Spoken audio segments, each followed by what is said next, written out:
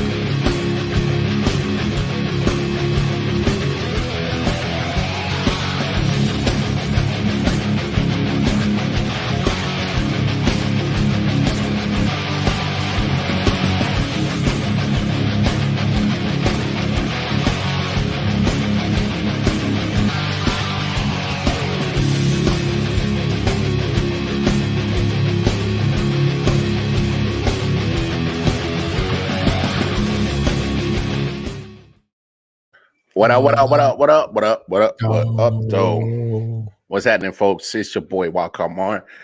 You know who that guy is. Detroit Mail, the man with the Grandmaster Plan for the I.O.W. network. We are here once again, episode 89, I.O.W. Sports. We in this piece. We in this bitch. Let's get the plenary shit out the way before Mail start acting a fool. Y'all going over to the website, www. I often wonder 19.com, and that is the website where we can get all the information of every last social media platform that we are associated with at the I.O.W. network. If you are feeling real charitable, go ahead and drop a little ducats in the plate on the Patreon for the website, as well as the I.O.W. network Patreon. Most importantly, go cop some merch. You can go get you a I.O.W. bird. Oh, you can get it on a hoodie as male guy. You can get it on a shirt. You can get some I Off the Wonder podcast gear. Nick Sean, what's up, baby? And then you know, you can always cop some J. Edward collection. I got a few shirts from the J. Edward collection that's on there as well. Appreciate your support, nigga. Oh, for sure. Besides the merch, the most important thing that we ask you guys to do, go over to our YouTube page, like, share, subscribe, help the algorithm. What's up, Sincere King? Shout out to the Kim folk over there. Definitely go and holler at Empire Logistics LLC for all your logistic needs. Empire. Not like the show. That nigga starting a record company? Yeah, no, not like the show. He ain't Terrence Howard, man. He ain't, yeah, man. Yeah, man. Yeah, man. But no, definitely shout out Sincere. His new business adventure he got going on. Right.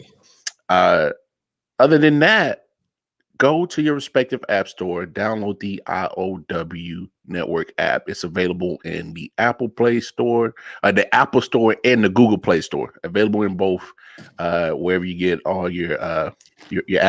One size fit all. One size fit all. It's in there. Now that we got that out the way, man. I get nigga was sleeping today. Bruh, you see, I'm not in the studio. I literally just woke up from it. I was tired. Hearing that, let me go ahead and order this Starbucks right quick. No, no doubt. But look, we climbing up on the episodes. Like I said, episode 89 today, and of course, it is our standard football Pokemon Thursday. We gotta do something good for 101 though. I come up with something. I mean, studio. We gotta get the scrippers. Get the scrippers, chicken wings, hoes jumping out of footballs, hoes jumping on balls. You know. That too. That's so you can't participate. Yeah, I can't participate. At least you can't say that on air.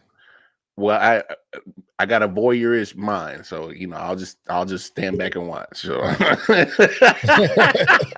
I'll stand back and watch. No, anyway. Hey, you acting a fool already. You just got started. Come on, man. You set it up for me. I'm gonna knock it out the park, bro. That's what I'm gonna do. I'm looking at the standings right now. All right. Go ahead. Better week for everybody. Mel went 10-6. I went 10-6. Then you had the whole Shine family in the building. Nick went 9-7. Sophia killed it last week. She went 11-5. Oh wow. Yeah, she did the thing last week. But looking at the standings, you got Nick Jr. He's coming in with a full record of 17-15. All right. Boom, boom, boom. Sophia is at 19-13.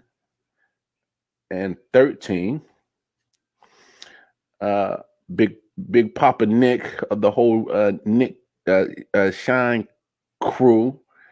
He's at 18-14.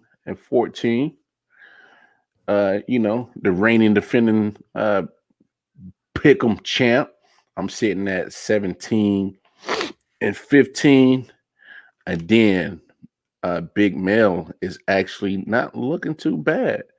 So Sophia right now, she's at 19-13. Mel and Nick are tied at second at 18-14. And then me and Nick Jr. come bringing up the rear 17-15. But look, a lot of time left. We are going into week 3. And week 3 kicks off tonight with the I'm not sure how I feel about this game tonight. I forgot who we got. Damn it. That's what happens when you just wake up. Yeah.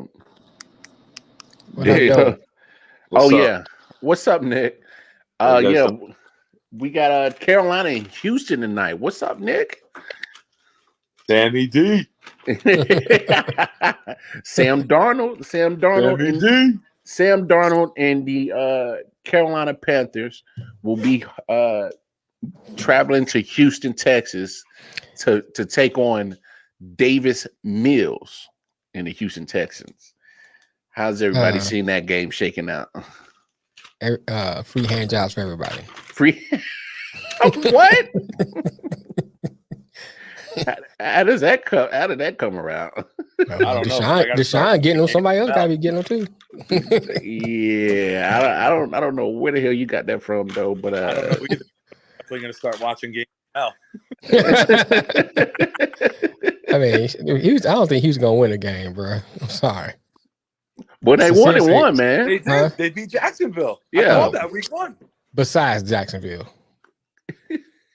Besides Jacksonville. And they played the Jets, bro. Don't sleep on Houston. They could be a 3-game monster. I think the Jets might beat them. Shoot. You might. Now with Tyrod Taylor, I would say they might beat the Jets. But Davis Mills, I think the Jets might get them. Yeah, I don't think we play them until I think November. So they'll have Taylor back by then. But I took Panthers. He might punch his lung between now and then.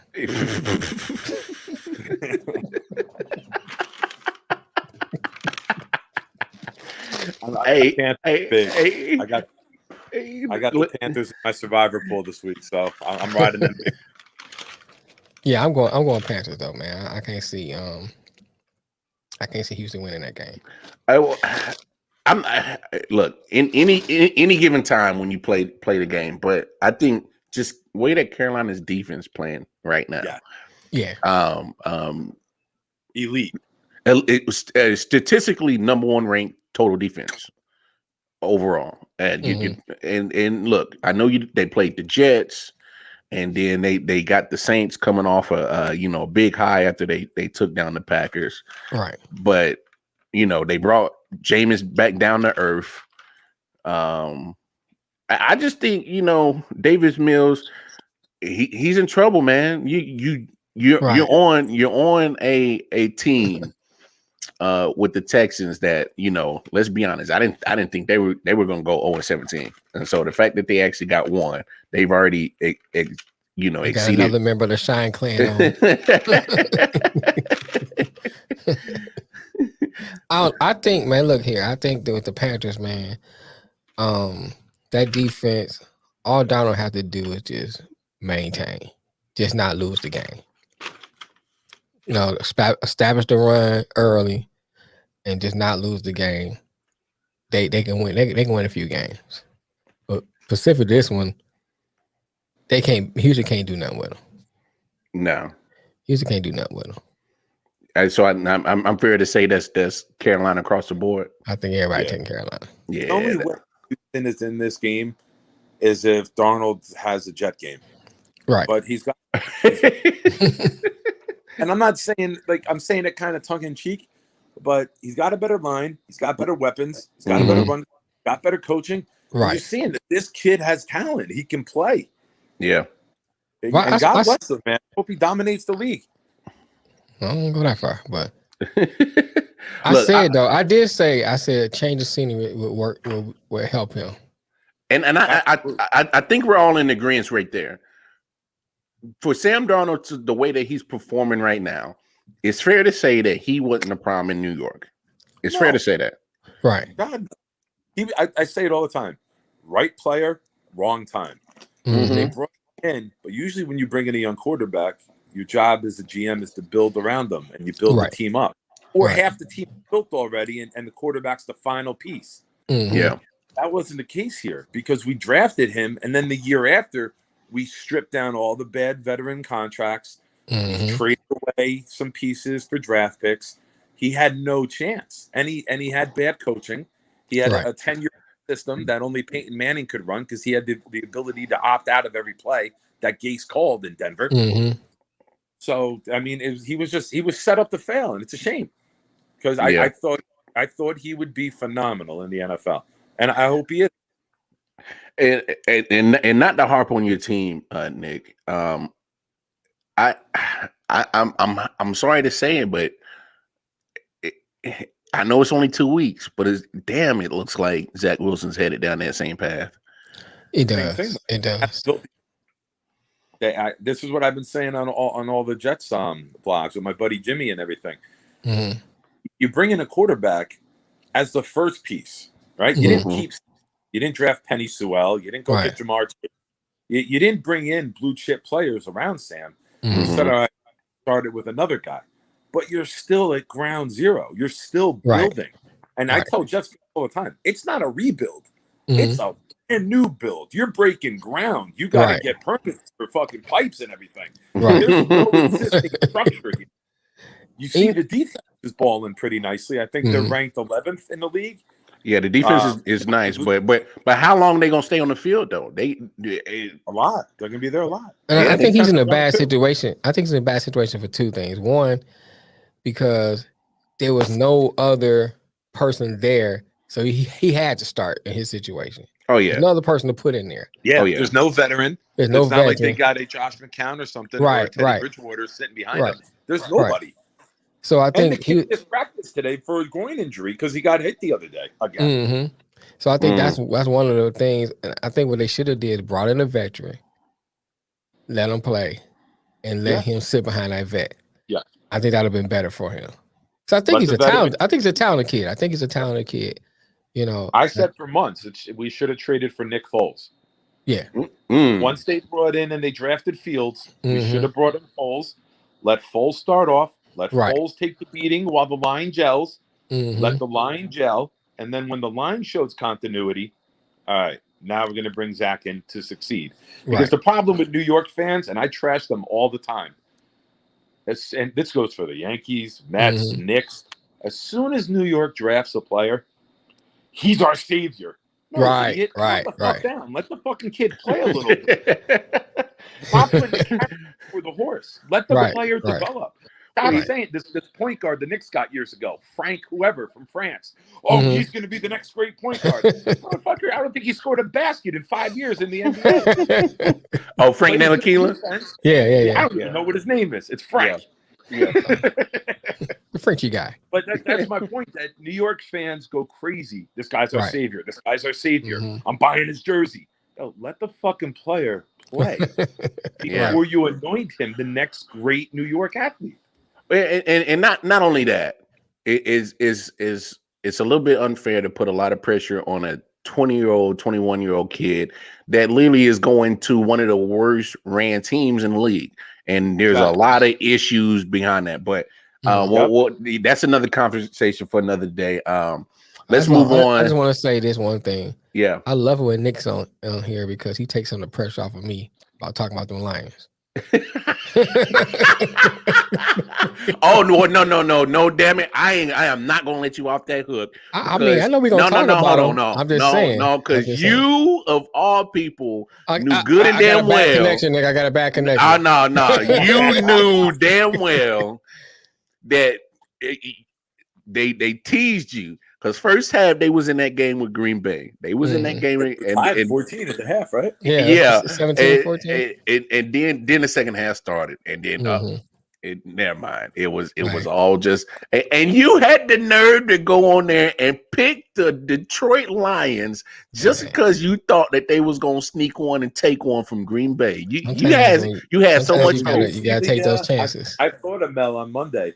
Did you see the bet where the guy had all 15? He would have won almost $800,000. Oh, yeah, wow. And I go, this gotta be Mel because against the Packers. This gotta be Mel. This motherfucker better cash out. Cash out, aboard! Get out of there! You about to go broke? Don't do it. But I said one thing I will say though. I will say this. I still like what they're doing. No facts. I like what they're doing, and I'm just hoping that it'll turn into something. Right. They're competing. All right. I will give you that all day. Look, there's one thing that I won't question about Dan Campbell right now. He's checked that off the list. He's going to put a team on there that's going to compete. I'll give him that. Now they're not gonna win a lot. Right, they're not gonna win a lot. But they're gonna compete. I'll give them that. In common with our coaches, both of us. Right, they're playing hard for their coach. That is true. They're playing hard for their coach. That is true. But the talent true point. There. GM got to get the coach enough talent where they can both really win games in this league. They talking about getting rid of Jamie Collins now. You should, because I think he can help a team like Kansas City right now because we need the linebacker help big time. Why? Can he play the whole D line and stop the run? Well, first of all, I could rush for 2 touchdowns against Kansas City the way they've been blocking the run, bro. Spags right now is killing me right now. He is killing me. You just because Chris Jones loses 20 pounds, that doesn't make him a defensive end. Get the defensive tackle back where he naturally plays and put him back inside. Because look, that Green Bay game, Jamie Collins was getting burned so much he needed a penicillin shot. That's called the clap, sir. That's called the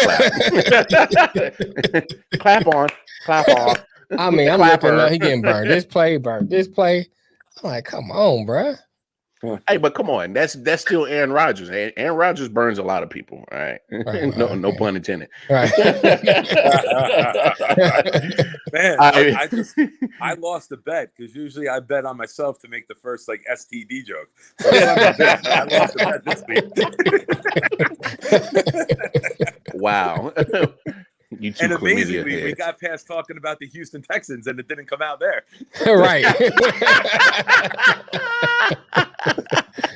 Hey, but I do want to say this. So, David Culley, the new coach for the Texans, he kind of opened up a can of worms after Tyrod went out, and was like, he was asked if Tyrod can't play, do you activate Deshaun? And he says, we'll think about it. And then a day later, he's like, nah, can't do it.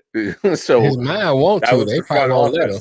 Right. That was the I front was like, office saying, "Hey, motherfucker, we talked about this." Right. Right. They was like, "Whoa, David, bruh, come on, What you doing there? he's trade bait now, all right? Right. You know, We in this thing to lose. Yeah, we in this thing to And lose. I'm surprised with Tua getting his ribs broken.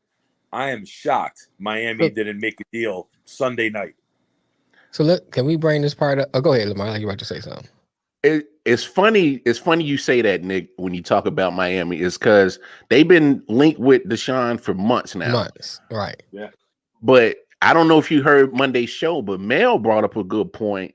Why hasn't the Dolphins called Cam Newton? Right. Cam's not accurate, and I don't think anybody with a young team building wants to bring Cam in because Cam is too much about Cam. I know the stomping, the chest, but you watched the film of him last year, and being in the Northeast, we get a lot more Patriots games up here, even if they're not. We'll get that game on. I see him twice when he plays the Jets. He was missing open receivers, and I just don't think. I hear you, Nick. I'm gonna say this. I hear what you're saying, and if you just go strictly off of last year, I'm in that same boat with you. But I'm looking at his overall, body of work and what he did, in preseason. Granted, we know it's preseason, but he looked like he was improved in preseason. And then you put him on a team like Miami, great defense, few weapons there, got a great running game. You don't need him to do too much. You don't need him to do too much. Just don't be a bonehead. You gotta look at what you have out there. Why not make that call? If Washington and Ron Rivera don't make that call when Fitzpatrick goes down, I don't think anybody. And that's a fair point. But why right there. though? That's the thing. Why? He's not a quick decision maker. He's not accurate. The whole league right now, even rookies, are completing 70% of their passes. You get the ball out of your hands quick, make the decision, let the guy catch and run. You can't bump at the line. It's quick release, and then occasionally hit the big throw downfield. When you're not accurate, you don't fit what these teams want to do nowadays. That's a fact. And I just don't think. I think Cam was 10 years too late. Cam comes in when he comes in. You're talking about an all quarterback. You could bump the run. You can get more open throws if your receiver breaks the coverage at the line. You had open throws downfield. Cam was a tweener, and I don't think Cam fits the new style of NFL.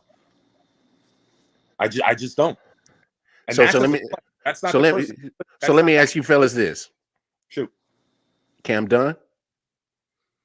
It looked like it the way nobody calling him up. I don't think done because guys get hurt so often that you finally got to make a call.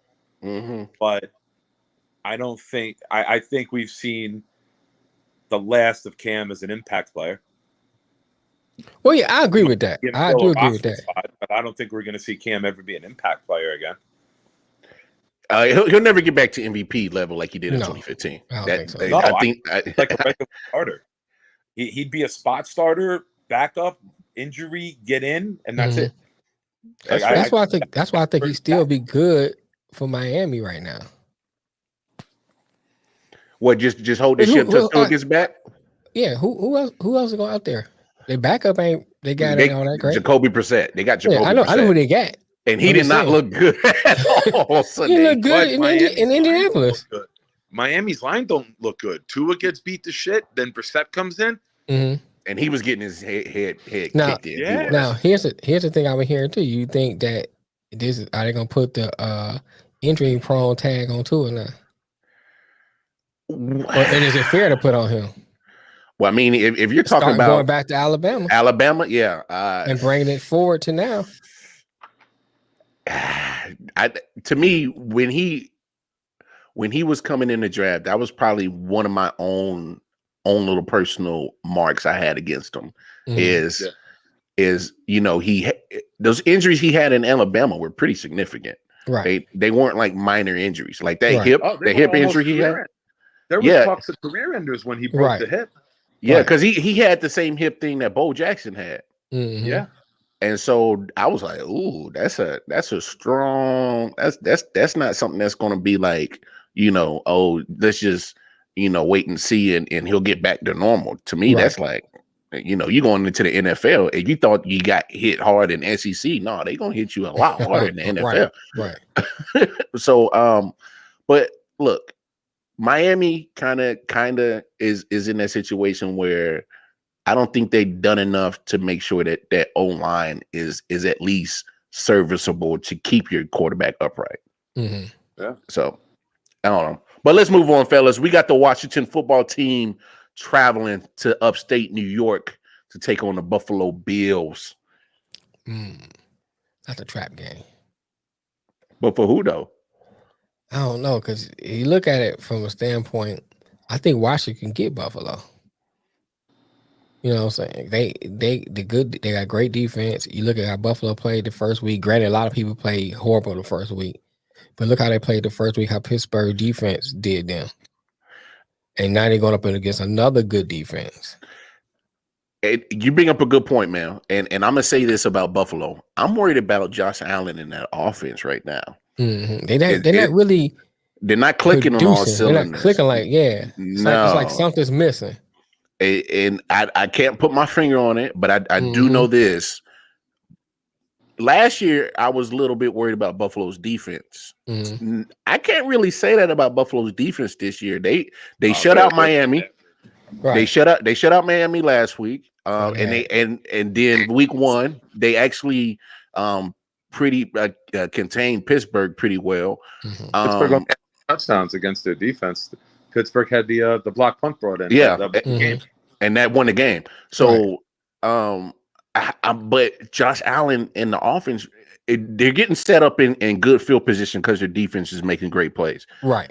And that's probably been the only success that Josh Allen and that offense has really had. But as in what they were doing last year, moving the ball down the field, making you're not seeing that. You're not seeing it yet. So not seeing that. So that's what I'm saying. This is one of those games. Go ahead. They put up 35 last week. They don't have what you said. It goes in hand with what you just said. Mm-hmm. They don't have to put up 80, 90-yard drives where they're stacking. They're compiling stat after stat, and they have 3 of those drives a game. They're putting 500-yard games together. Shorter field. They've scored 35 points in an NFL game. That's good. No. Look, they're doing their job. That's what they're supposed to do. But what I'm saying is when you go from last year where the Buffalo Bills were Josh Allen driven and that offensive driven, and it pretty much was the spark that started that team. I'm just not seeing that from that spark on that offensive side as you would last year. And they still played 2 good defenses. They played Pittsburgh and Miami's no slouch. True. Putting 35 up on Miami, you might not have 550 yards. True. But I'm saying that's what brings up to my point about this game. You're still playing a Washington front 4 that's going to get after that ass. Yeah. And you know, if Buffalo's defense had trouble with Pittsburgh's defense and Miami's defense, it might be 3 weeks in a row where, man, you better hope Buffalo's defense is still playing like they did in the first 2 weeks.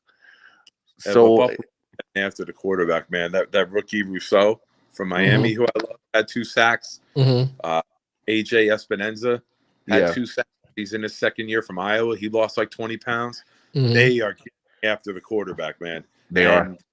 As much as Heineke's a nice story, and I could see Washington pulling one out, give me Buffalo.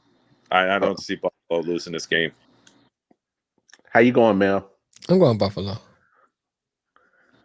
Would I be shocked if Washington wins? No. I wouldn't be shocked. Would I be shocked with a 21-6 game with 2 minutes left? Not at all. Right. But give me Buffalo. I think they got more. I think they'll pull it out, but it's one of, like Nick said, I wouldn't be shocked if Washington pull it out. Yeah. I'm actually roll with Washington on this because I'm seeing that defense doing what they're doing. But look, I'm telling y'all, Taylor Heineke, and I'm not saying he's the greatest coming of John Elway or Peyton Manning. I'm not saying that.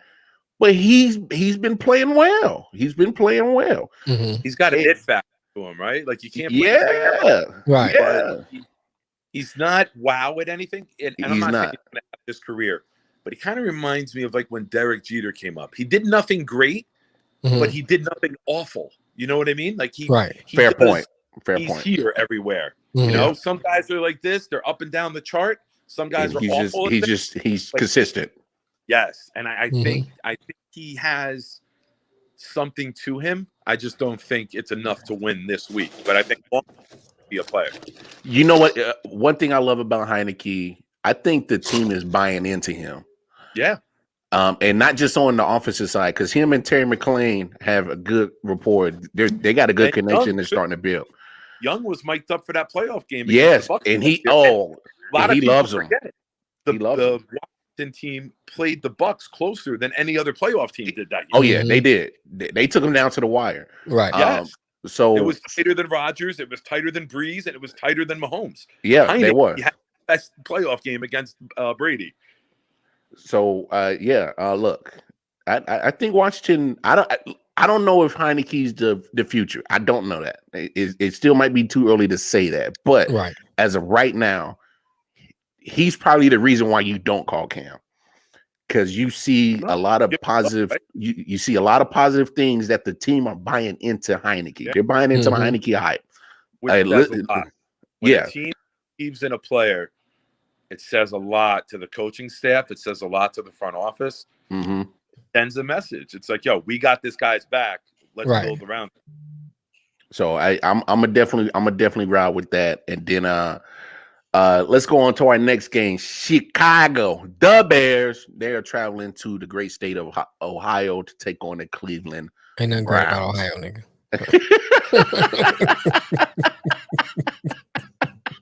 Only thing good about Ohio is going through it. It's when you see the sign that says "Now leaving Ohio." Right.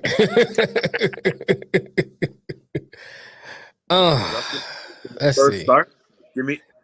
Oh man, I love the Browns. Man. I can see it, man. I just see it. I can too, but I could also see Myles Garrett humbling him very quickly. Facts. As the game was slow, wait till you see Myles Garrett coming around the motherfucker. Give me the Browns. I'm not buying into the Fields hype yet. Give me the Browns. I'm gonna say this. I think Fields can develop into a great quarterback. I like some things I see out of him.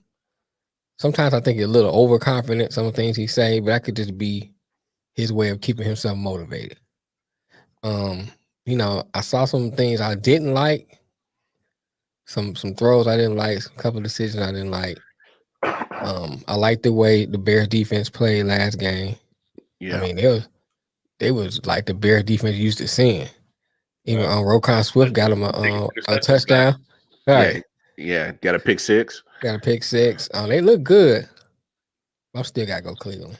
So you did all that just to still say, you gotta hype it up a little bit. You know what I'm saying? I thought he was about to walk the plank. He was. No, hype up a little bit. No, Nick. Hey, Nick. Jamel saw that plank. He looked down to see how far it went. He's like, I'm good. Look, black folks don't swim. I'm with you, fellas. It's Cleveland across the board on that. And here's my thing: Chicago's defense finally started showing that they still are a good defense last week against Cincinnati. Good. But my thing with this one is that if they're on the field, pretty much this is a time of possession game, and with Nick Chubb and Kareem Hunt.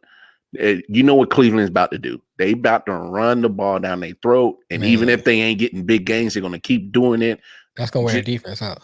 It's going to wear that damn defense out. And here's the thing. By time fourth quarter, right? You want to tackle them two dudes? Okay. Think about it like this: old school football, that ground and pound. Normally, it's one back constantly running, and eventually wearing the defense down. Now you got two exceptional backs. You don't just have you don't have like a Zeke and Pollard. You know what I'm saying? You got two great backs. And that's no knock against Zeke or Pollard, but I'm saying these two are great running backs equally. Yeah. And so you can switch them out. Start on 26 teams in the league right now. right.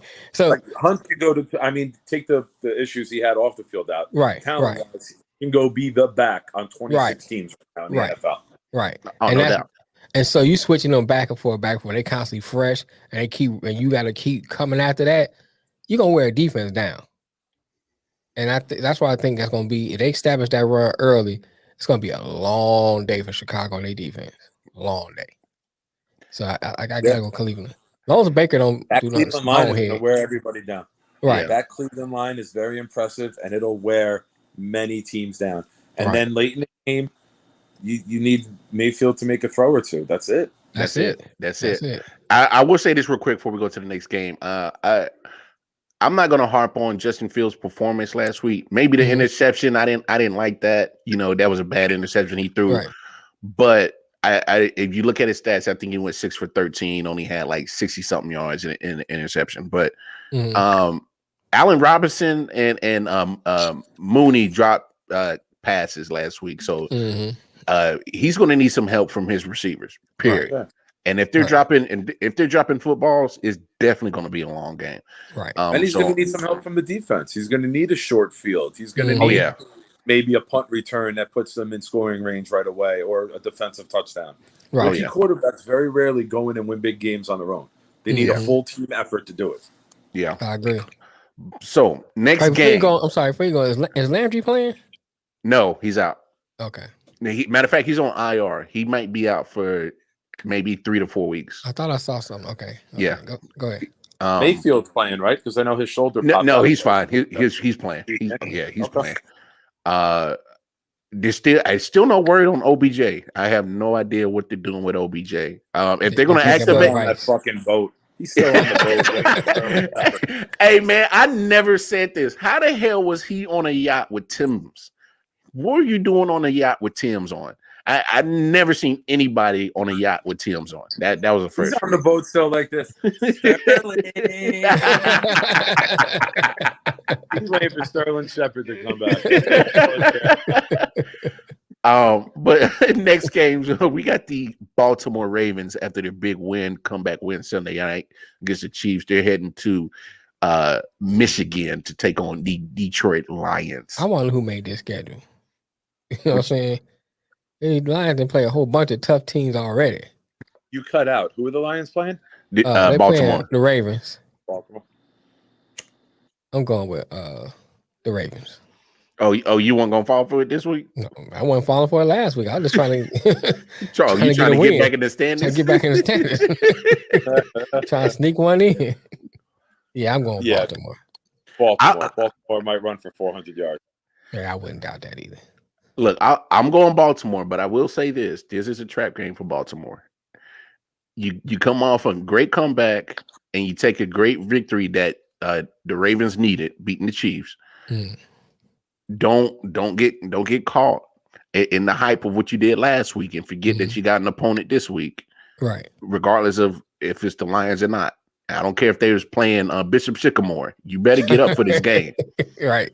You better get up for this game. So Baltimore Ravens, if any of y'all listening, you better bring your A game. Because look, like we said earlier, Detroit, they're playing for Campbell. They're playing for Dan Campbell. All right.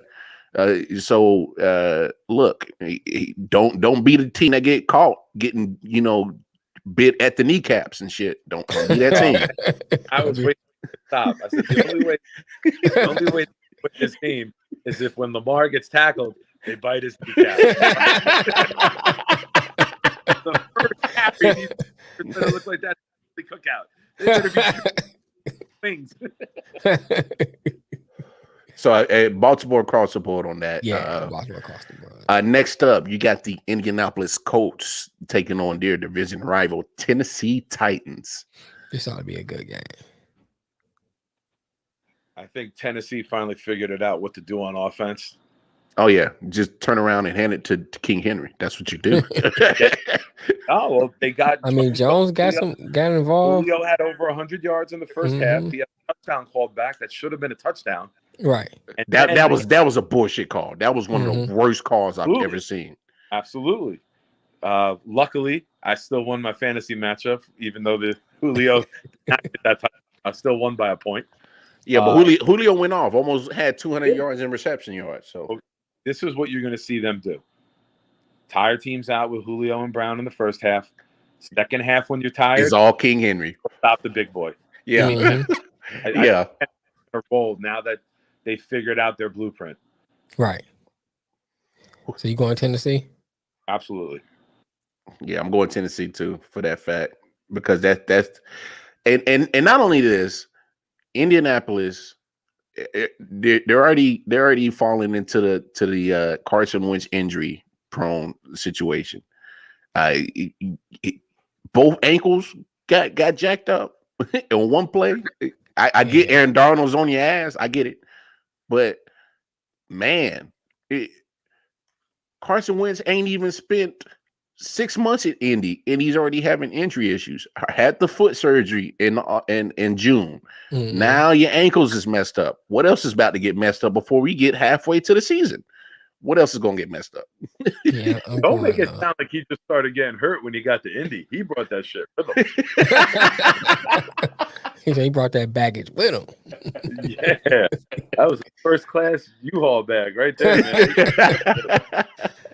That's the biggest. That's the biggest thing of baggage in the world, man. Who you rolling with, Mel? I'm not gonna knock the double twisted ankle, because when I played basketball in high school my junior year, I came down from a rebound on someone's ankle. I twisted my right ankle, and when I pulled that up to go hop away on my left, twisted your left one. But I twisted both ankles instantaneously. Wow! Wow! I'm gonna go Tennessee. I'm not saying I do it, but I understand. Tennessee across the board on that one. Here's an interesting matchup. You got the New Orleans Saints, led by crab legs Jameis Winston, taking on the New England Patriots and Mac Jones. Mac Jones, who? That game's in the. What'd you say, Nick? That game, New England, right? Yeah. Yeah, it's in Foxborough. Are you about to say something, Nick, that's going to hurt you to say? No, it's not going to hurt me, but I don't believe in Jameis. I think the first week was just a complete aberration. It was an outlier. It was an outlier. I don't think that's New Orleans. I don't. And I don't think Winston is a good enough quarterback to figure out Belichick's defense. Not at all. Defense looking, and they look good right now. When they lost, defense look good. I think Winston might, instead of throwing 5 touchdowns, might have a 5 pick day. But give me the Patriots. Yeah, I'm on that same train. I look, I've already said it once on the show. I'll say it again. New Orleans is not making the playoffs. I said it. I'm sticking with it, and I'm gonna ride with it. I come on, man. I can't ride with 30 for 30. I can't do it. Yeah, I'm going Patriots. I can't do it. And look, Mac Jones hasn't set the world on fire, but he's completing 70% of his passes. That's rookie. And that's my biggest point. He's doing what Belichick and Josh Daniels need him to do. Mm-hmm. Play smart system football. Don't turn it over. Don't be a bonehead. And he fits that. He fits that model to a T. So, and you see now why Cam got cut. Oh yeah. He fits the system, and he fits that type of football better. And the kid looks good. I'll give him credit. He didn't wow anybody on Sunday against the Jets, but he didn't fuck up, and that's all you needed from him. Don't fuck up. Don't fuck it up. Brady played that football a lot of years. Mm-hmm. Everyone forgets. Brady wasn't a 45 touchdown passer. Brady was a don't fuck up, hand the ball off, make some nice throws on third down, and then don't lose the game for us. Right.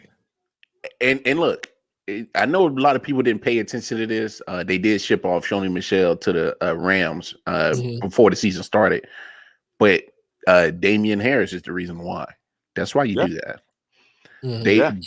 Damian Harris is he's going to be your ground and pound running back, and then James White is still your scat back. So that's why you move Shoney Michel out of there. Yep. Right. Kenneth, what's up? What up, Ken? Next game, Atlanta Falcons. Dirty Birds travel to the Empire State. They're gonna take on the New York Giants. State. The Garden State. There you go with that. There you go with that. Jersey. Okay, the Atlanta Dirty Bird Falcons are traveling to East Rutherford, New Jersey to take on the New York Giants. They come in, they're gonna land in Newark. They're gonna stay in Jersey City at the West End. They're never gonna step foot in New York while they're here. Only for after hours purposes. That's right. it. Across the George Washington Bridge. Man, TSA, don't do that. I'm a roll with. This is hard because both teams aren't playing too hot right now. I'll say that the Giants scored more points against Washington than I didn't see that one coming. So they had some good offensive game last week. But when you play Atlanta's defense, you better have a good offense. Atlanta's defense is just terrible still. So I'm gonna roll with the Giants. I'm gonna roll with the Giants. Falcons and Giants playing like Knicks. Who y'all rolling with, fellas? I'm gonna go with the Giants.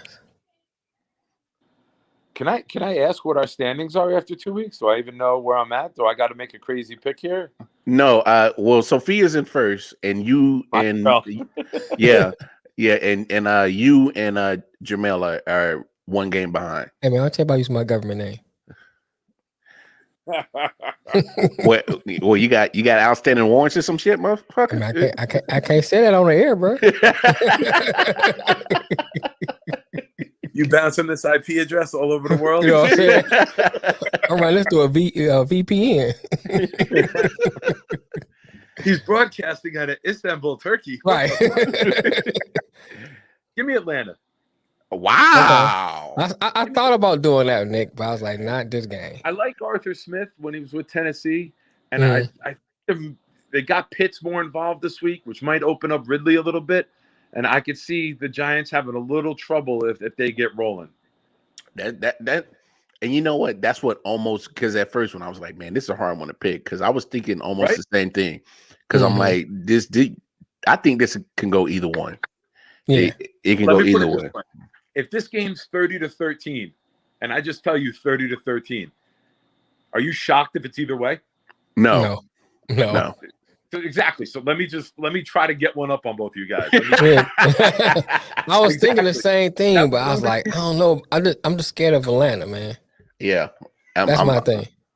I'm definitely scared of Atlanta's defense literally just shitting the bed. Yeah, that's the thing. I think like Saquon might have a good game against that defense. And not only that, I think that's gonna open up Danny Dimes. Toss it down the field. So yeah, I don't know, man. I gotta go with the Giants. Yeah. You in there?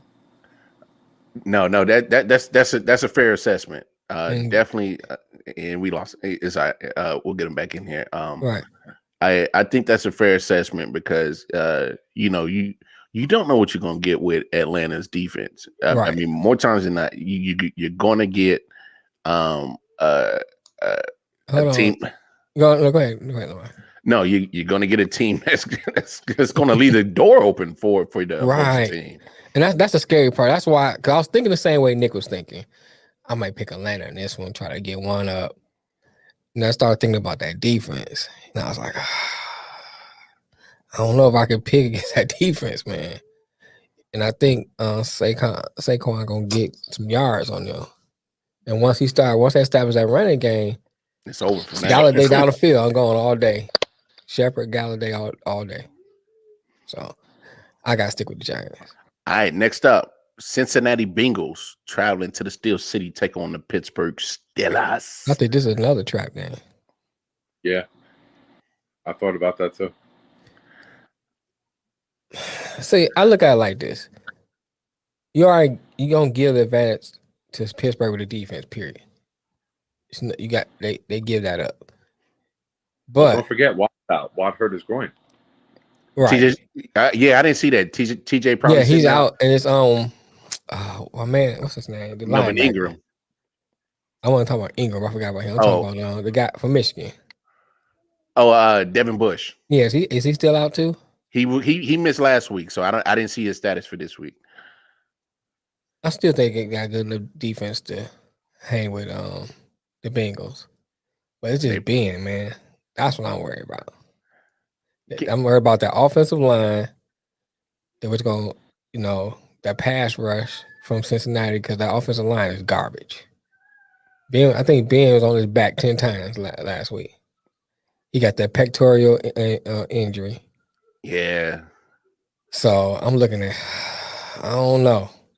And then Ben just, Go ahead. I want to see if you say it. You talked Cincinnati. about it with the Bears before, and then you jumped back. I'm going Cincinnati. I'm going Cincinnati.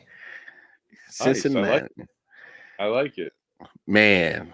I'm going just because it's in Pitt. I think that's the only reason I'll give them a field goal. But I think this game, I wouldn't be shocked if Cincinnati wins. Right. I think it's going to be closer than people think, too. I really like Burrow. They've been competitive. That first week against the Vikings, I was shocked at how well they played. Yeah. And the defense didn't play bad the last 2 games they played. Even the loss to the Bears, their defense didn't look bad. No, they got to contain Harris. Because if you contain Harris, just get a little bit of pressure. Ben can't move anymore. Ben's days of breaking the pocket, pulling out, is done. Ben's sitting duck. And the Pittsburgh run game is not all that. Not yet. I mean, I'm just saying, not yet, because the blocking is swing passes to Harris. Right. Swing passes to Harris are their toss they used to run, or their stretch runs. Right. Now we're going to throw it out there because our line can't get out there. Right. No, they can't pull. They can't pull. Ways to, so, and I just don't think Cincinnati is there to win in Pittsburgh yet. Maybe later in the year, Pittsburgh, but right now, give me Pitt.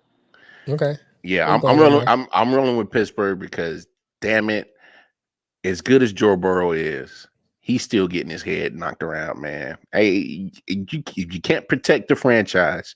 You more than likely is going to be a continuance of a losing franchise, and until they fix that, which they should have. And I get it. You get Jamar Chase, he's electric. Him and Burrow got the rapport. I get it, but man, you can't compete passes if your man's on the ground. You can't do it. Just can't. And look, they better hope that Joe Burrow is durable enough to last the season. If not, they're going to have to bring in Geppetto as a trainer because Joe Burrow is going to be out there with some wooden legs. No, I'm definitely I'm running with Pittsburgh on this. I think that defense is still strong enough without TJ Watt because they'll still find ways to slow Joe Burrow down for sure. Next up, Arizona Cardinals traveling to Jacksonville, Florida to take on the Jaguars. Do we have Cardinals? Easy. Cardinals. Do we have to discuss this one? I don't know what the spread is. If it's 17.5, I would lay it. Right, I would take the Cardinals. Jacksonville looks horrible. Look, we said it on the show before, man. I'm having a hard time seeing that Urban Meyer was the right choice for this. Urban Meyer going to California. I keep telling you. He going to USC? He gonna fake a heart attack and be like, "Oh, I'm gonna have to quit the season." And next thing you know, gonna pop up in Southern Cal like, "Oh, I guess I'm about to take the job since I'm here." You know what I'm saying? Well, since you're a heart specialist, right? Yeah. Urban Meyer is over his fucking head when he said this week, "Oh, in this league, they're playing every Alabama." I saw that. And when I saw that, you're just coaching Southern Louisiana Tech.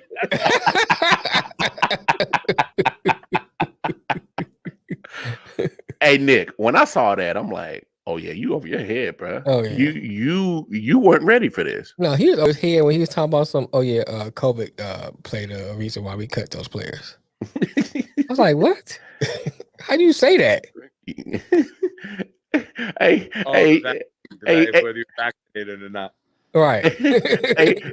His team PR team was like, hey, bro, what They probably texted him as soon as he said, "Hey, bro, don't do that. Hey, you don't that. say that. You don't Hey, say that, man. What are you doing? You don't say that." Nothing wrong with it, because when you're debating cutting a player, you weigh everything, right? No, I don't disagree with that, Nick. Life, but you don't say that. Social life. I know you shouldn't have said it. Yeah. But let's be real. I respect them for saying it. It may be for them with the rules in the league and who's going to get suspended or put on the COVID list or whatever. Yo, let's be real. If you're vaccinated or not, it factors in. It does. Oh yeah, it does. It does. And I think people made too much of it, but there's nothing wrong with saying it's injury history is a part of it. Yeah, play, knowledge of the playbook. Now you got to learn to live with the times. That's part of the times. If you're vaccinated or not in the NFL, the way they structured the rules, which is another topic of discussion. Right. I don't think there's anything wrong with him saying that, because you can get punished for that. Okay, but listen to what you said, Nick. You went through a whole litany of reasons, including that. His thing was like, oh yeah, that played a part. And that was it. He didn't give any kind of nuance to it, no kind of explanation. No, it played a part, right? Like it was part of the discussion. I understand what you're saying, but listen, this is what I'm saying. Of what Urban said. What you said, you gave a litany of reasons. You added that into it, which still can be debated whether or not that's right, but it's more respectable to say, okay, it wasn't just that. But the way Urban presented it, he made it seem like that was the main focus. Yeah. Whether it was or not, he made it seem that way. And I think it's like this. You are in a corporate environment, right? In corporate environment, there are certain things you're not going to say and do, especially in a corporate meeting. Even though you may know this is correct, this is right, and you may think this is what it should be, you say, okay, but I'm in this environment. I know I shouldn't say these things. And because you open up a can of worms with saying it. And because look, you could open up even some kind of litigation towards that. They can say, okay, that's discrimination.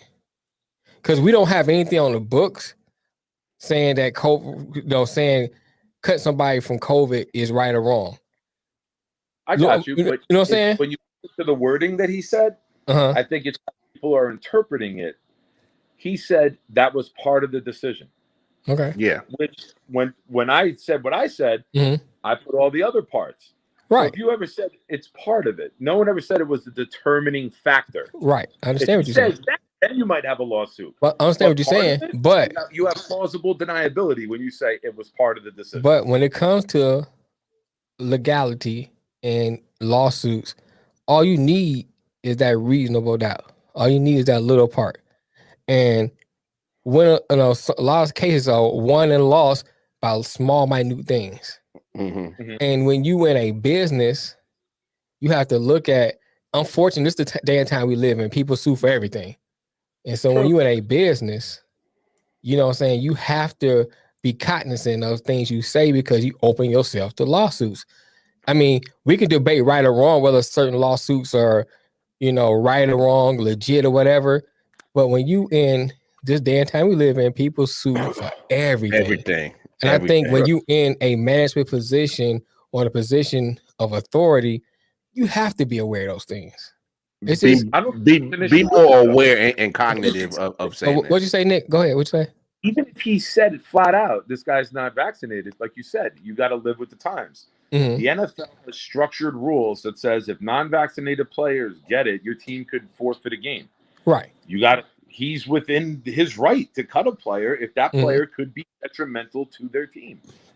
And that's fair. I don't think anyone would have a leg to stand on with a lawsuit, because you could just flat out say, this player chose not to get vaccinated due to the rules in the league this season and what the league has implemented. We don't want to take the chance of this player getting sick and us having to forfeit a game due to his personal choices. Right. Same thing as if somebody goes out and gets a DUI, right? You made a personal choice that affected your team. Whether I agree with it or not is different. Right. And I think my argument, I think my argument is not saying you're right or wrong because I agree with you. I guess my argument is more of you as in that position understanding how to operate in that position. You know what I'm saying? And I got you.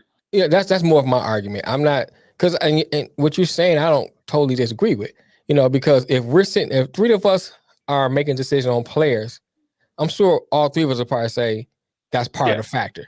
You know what I'm saying? Play special teams. Right. There's a all whole all that stuff goes into it because there's no way you cannot take that. I mean, think about Cam. In Cam's situation, we brought that up. If I'm Bill Belichick, the fact that he may not be vaccinated is a reason why I cut him. Because you can cost us games. True. That's just period. You know what I'm saying? That's nothing to do whether I like Cam or not. That had to do with a business decision. Yeah. I think it's more Urban Meyer always being worshipped as a college coach and being able to get away with whatever he says. Right. And knowing how to PC it in that environment. But I don't. If he would have said, we cut that dickhead because he's not vaccinated, all right, then that's I'm going over the top of it. Right, right. What I'm saying. Yeah, that's what I'm saying. Right. I think he didn't present it in an awful way. I think with the sensitivity of the world right now, I think it got portrayed to be more than it was. Right. Because when you say part of the decision, obviously there's many other parts. But people just wanted to focus on that. I want to say this because you're looking at kind of similar situations where, Cam got cut and what Urban Meyer said with the situation.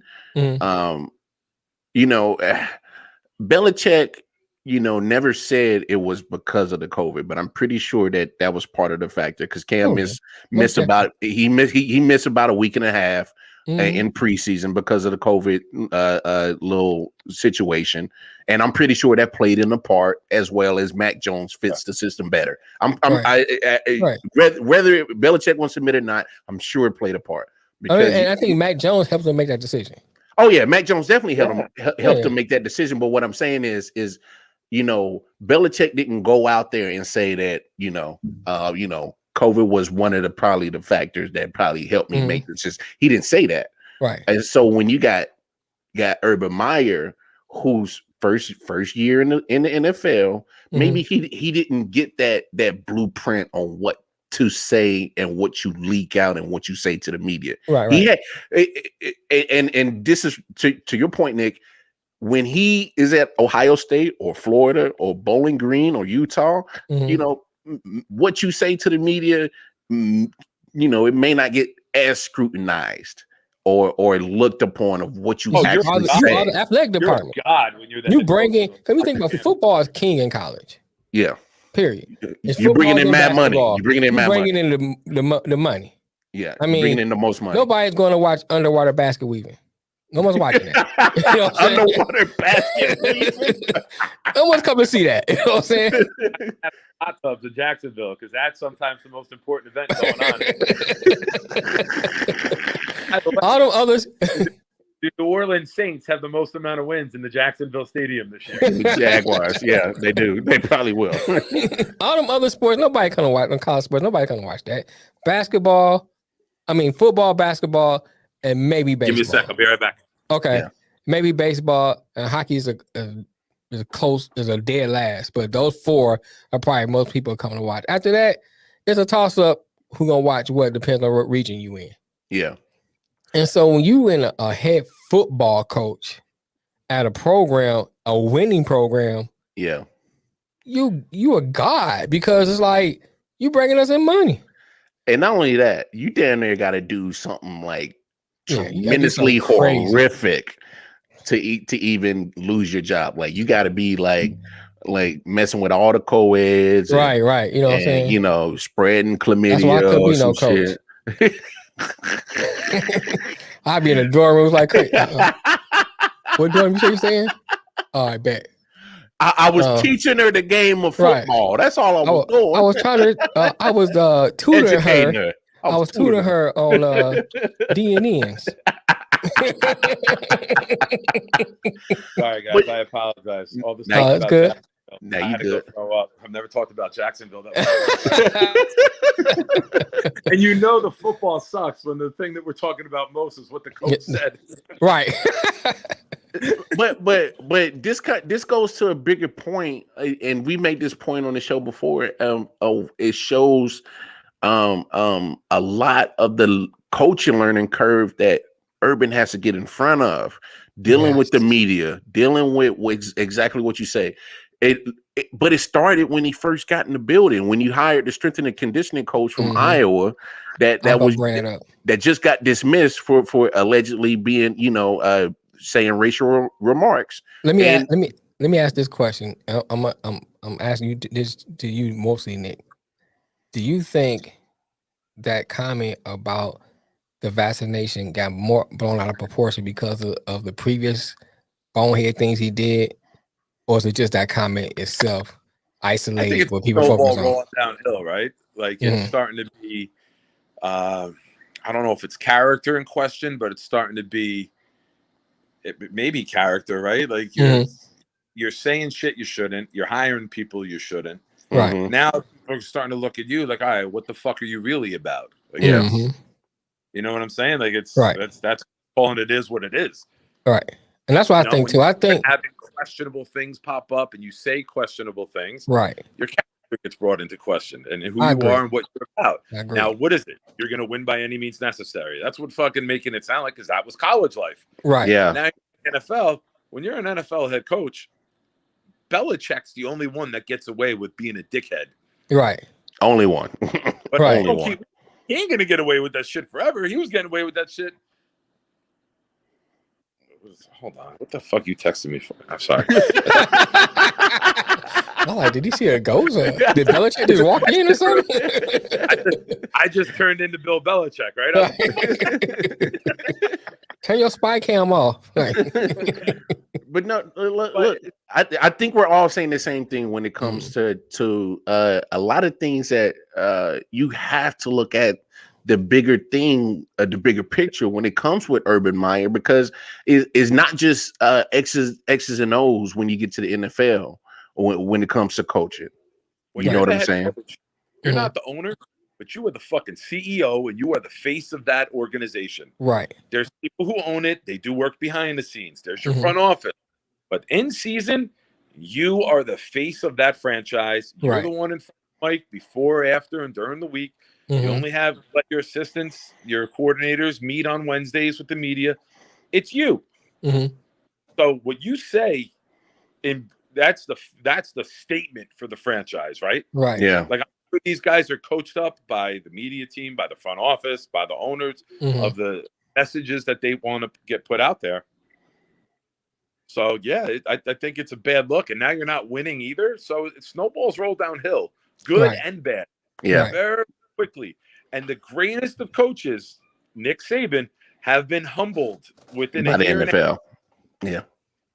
So Urban Meyer, you are not special. You do not get a free pass. You do not get to say what you want and do what you want unless you start stacking things on the fingers. Yeah. True. True. That's fact. You gotta win. Unfortunately, that's how it is. When you're Bill Belichick, you can be the biggest fucking asshole you want to be. Right. When you're Urban Meyer and you don't have a win to your name, you don't have a win because you lost to fucking Houston. When you don't have a win, you gotta be humbled quickly. Right. Oh, trust. If he hasn't taken a big piece out of that humble pie yet, it is week in and week out. The team's going to keep serving it to him. No doubt. Let's move on to our next game. Los Angeles Chargers travel to Kansas City, take on the Chiefs. Give me Chargers. Ooh. Okay. Okay. That's an interesting pick. I mean, I can see why you did it, but I with the way the Chiefs are against the run, and they're not.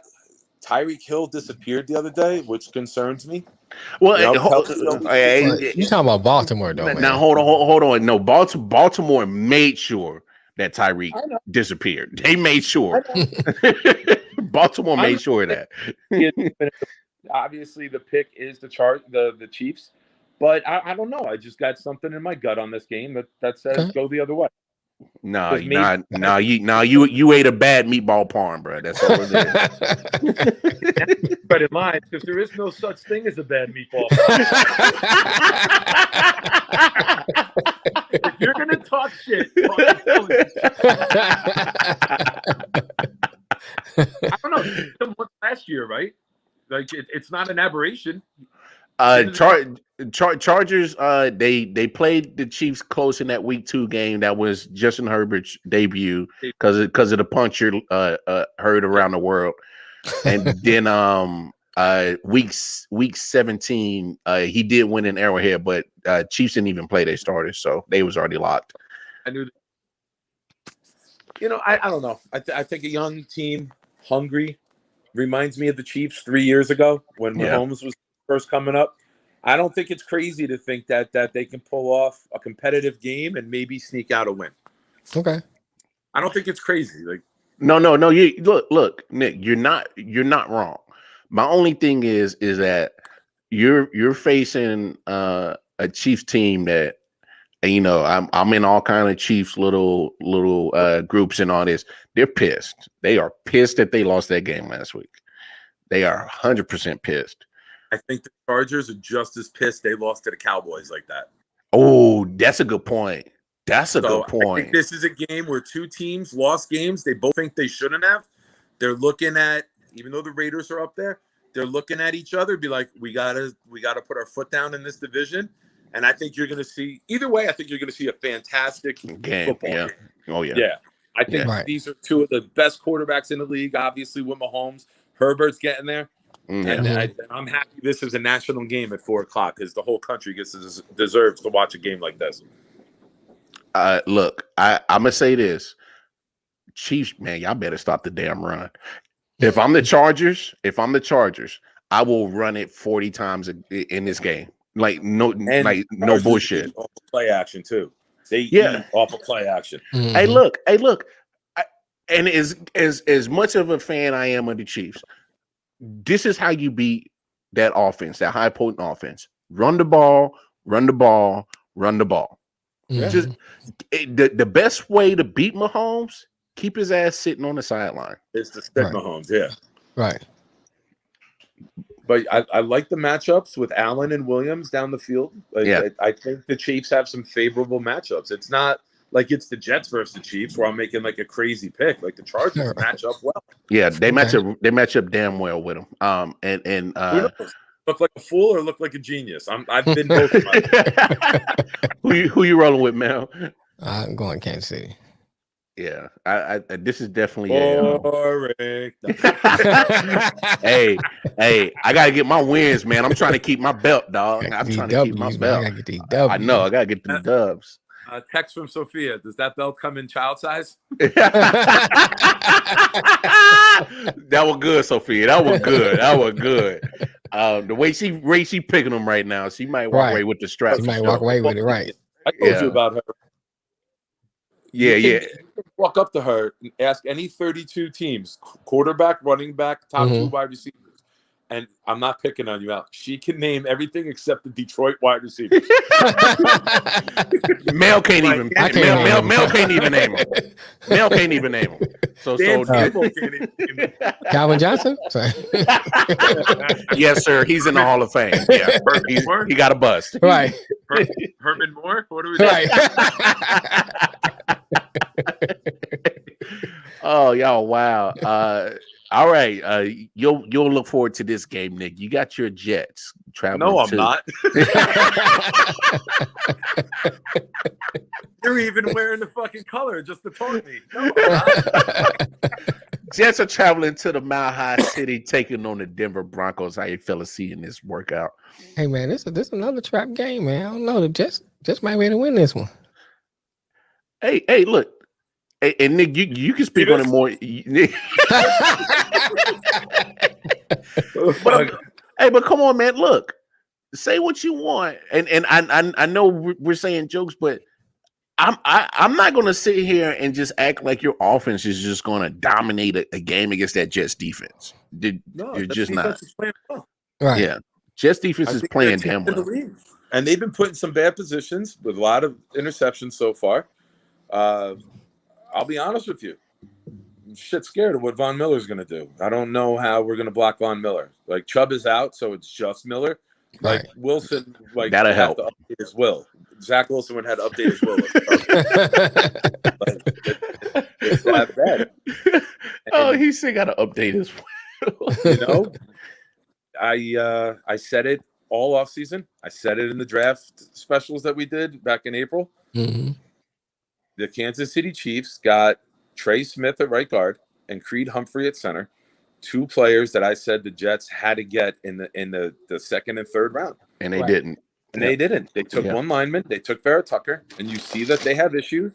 And Becton's out. He just had Becton's still hurt. Out this week. He's out till at least week 8 at best. And a guy his size is probably not rehabbing at the quickest rate, so it's probably longer. Yeah. Vera Tucker missed a little bit of time. COVID. Yeah. Vera Tucker missed a little time with the left shoulder. He had a strain in the pec. You got Morgan Moses, who you signed late in camp, who came in and is now your starting tackle. There's a lot of questions on the line still. There's not a lot of long-term pieces there. Man, you better go call Nick Mangold right now. Go call him. Right. You better go call Mangold. He looks right like now. a punter. Yeah, in that commercial. You see him in that commercial, bro? He's fitting in people's car trunks. He just did an NFL network interview yesterday because he's one of the finalists for Hall of Fame. He's been out of the league 5 years. Man, damn, has it been that long already? Yeah, that's what he said. He's like, I can't believe it's been 5 years. Damn. Yeah, Just might need Jeff Saturday to come out of retirement. Go get Jeff Saturday. They'll even take Mark Monday at this point.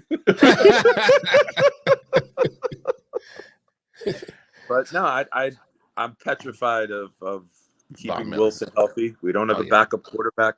Right. The run game looked a little better this week, and to get this team going, you're going to need a heavy dose of the rookie Michael Carter. You're going to need Ty Johnson running the ball a lot, and you're going to have to implement some rollouts to get Wilson out of the pocket and give him some favorable throws. Don't forget, just to keep him moving, man. Yeah, they lost Knapp, the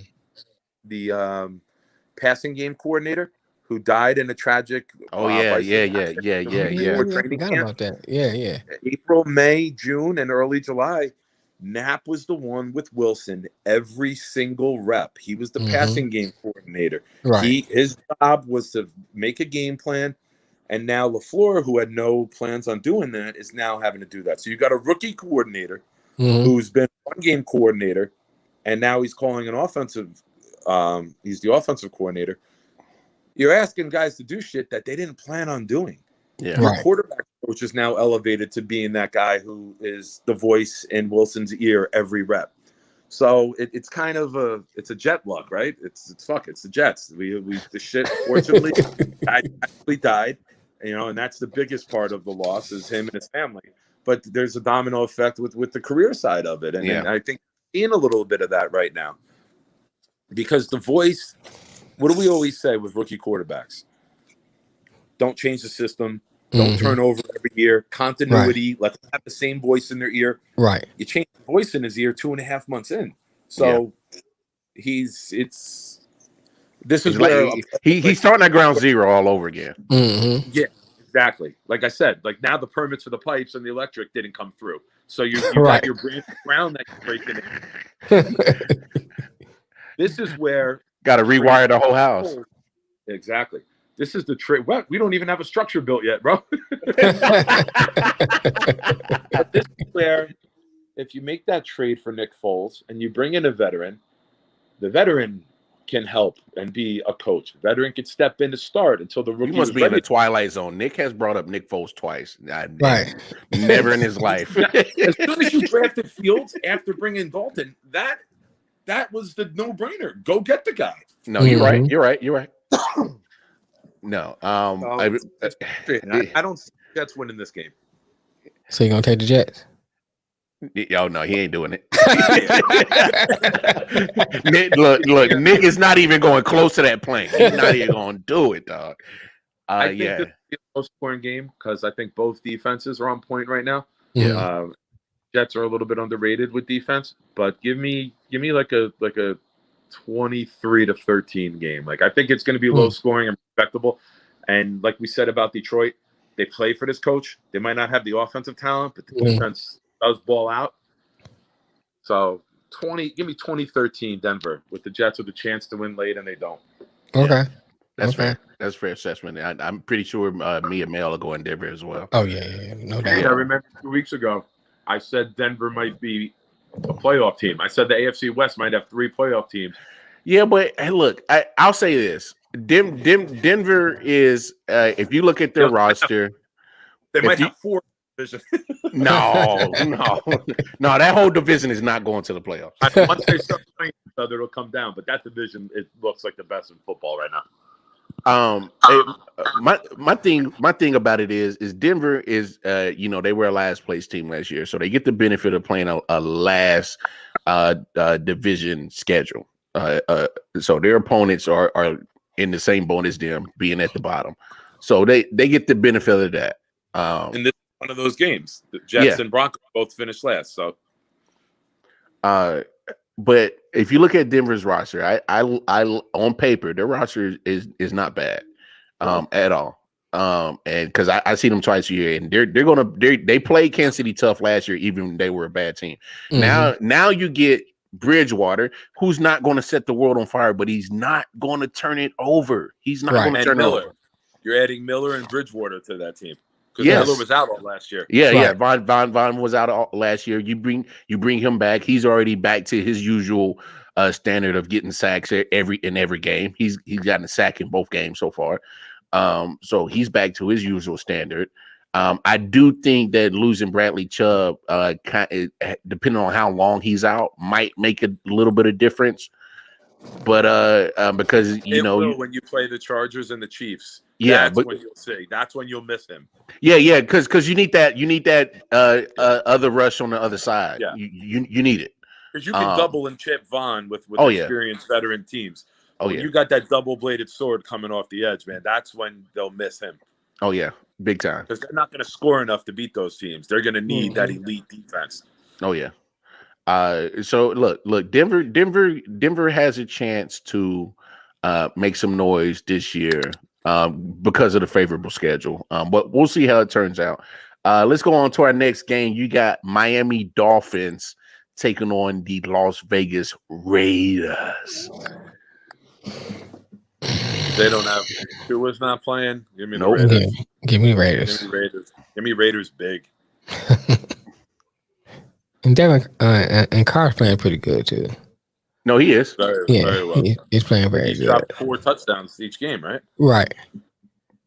I'm not sure about 4 touchdowns each game, but I do know he's leading the league in passing yards. I do know that. I don't know about passing touchdowns, but he's definitely probably top 5 in passing touchdowns already for sure. Yeah. Here's my thing with this game. Miami might get shut out again. Yeah. That's true. What's the record for the most shutouts in the season? We need to look that up. Why you gotta talk shit to me like that? Why can't you just say, Nick, how many times have the Jets been shut out?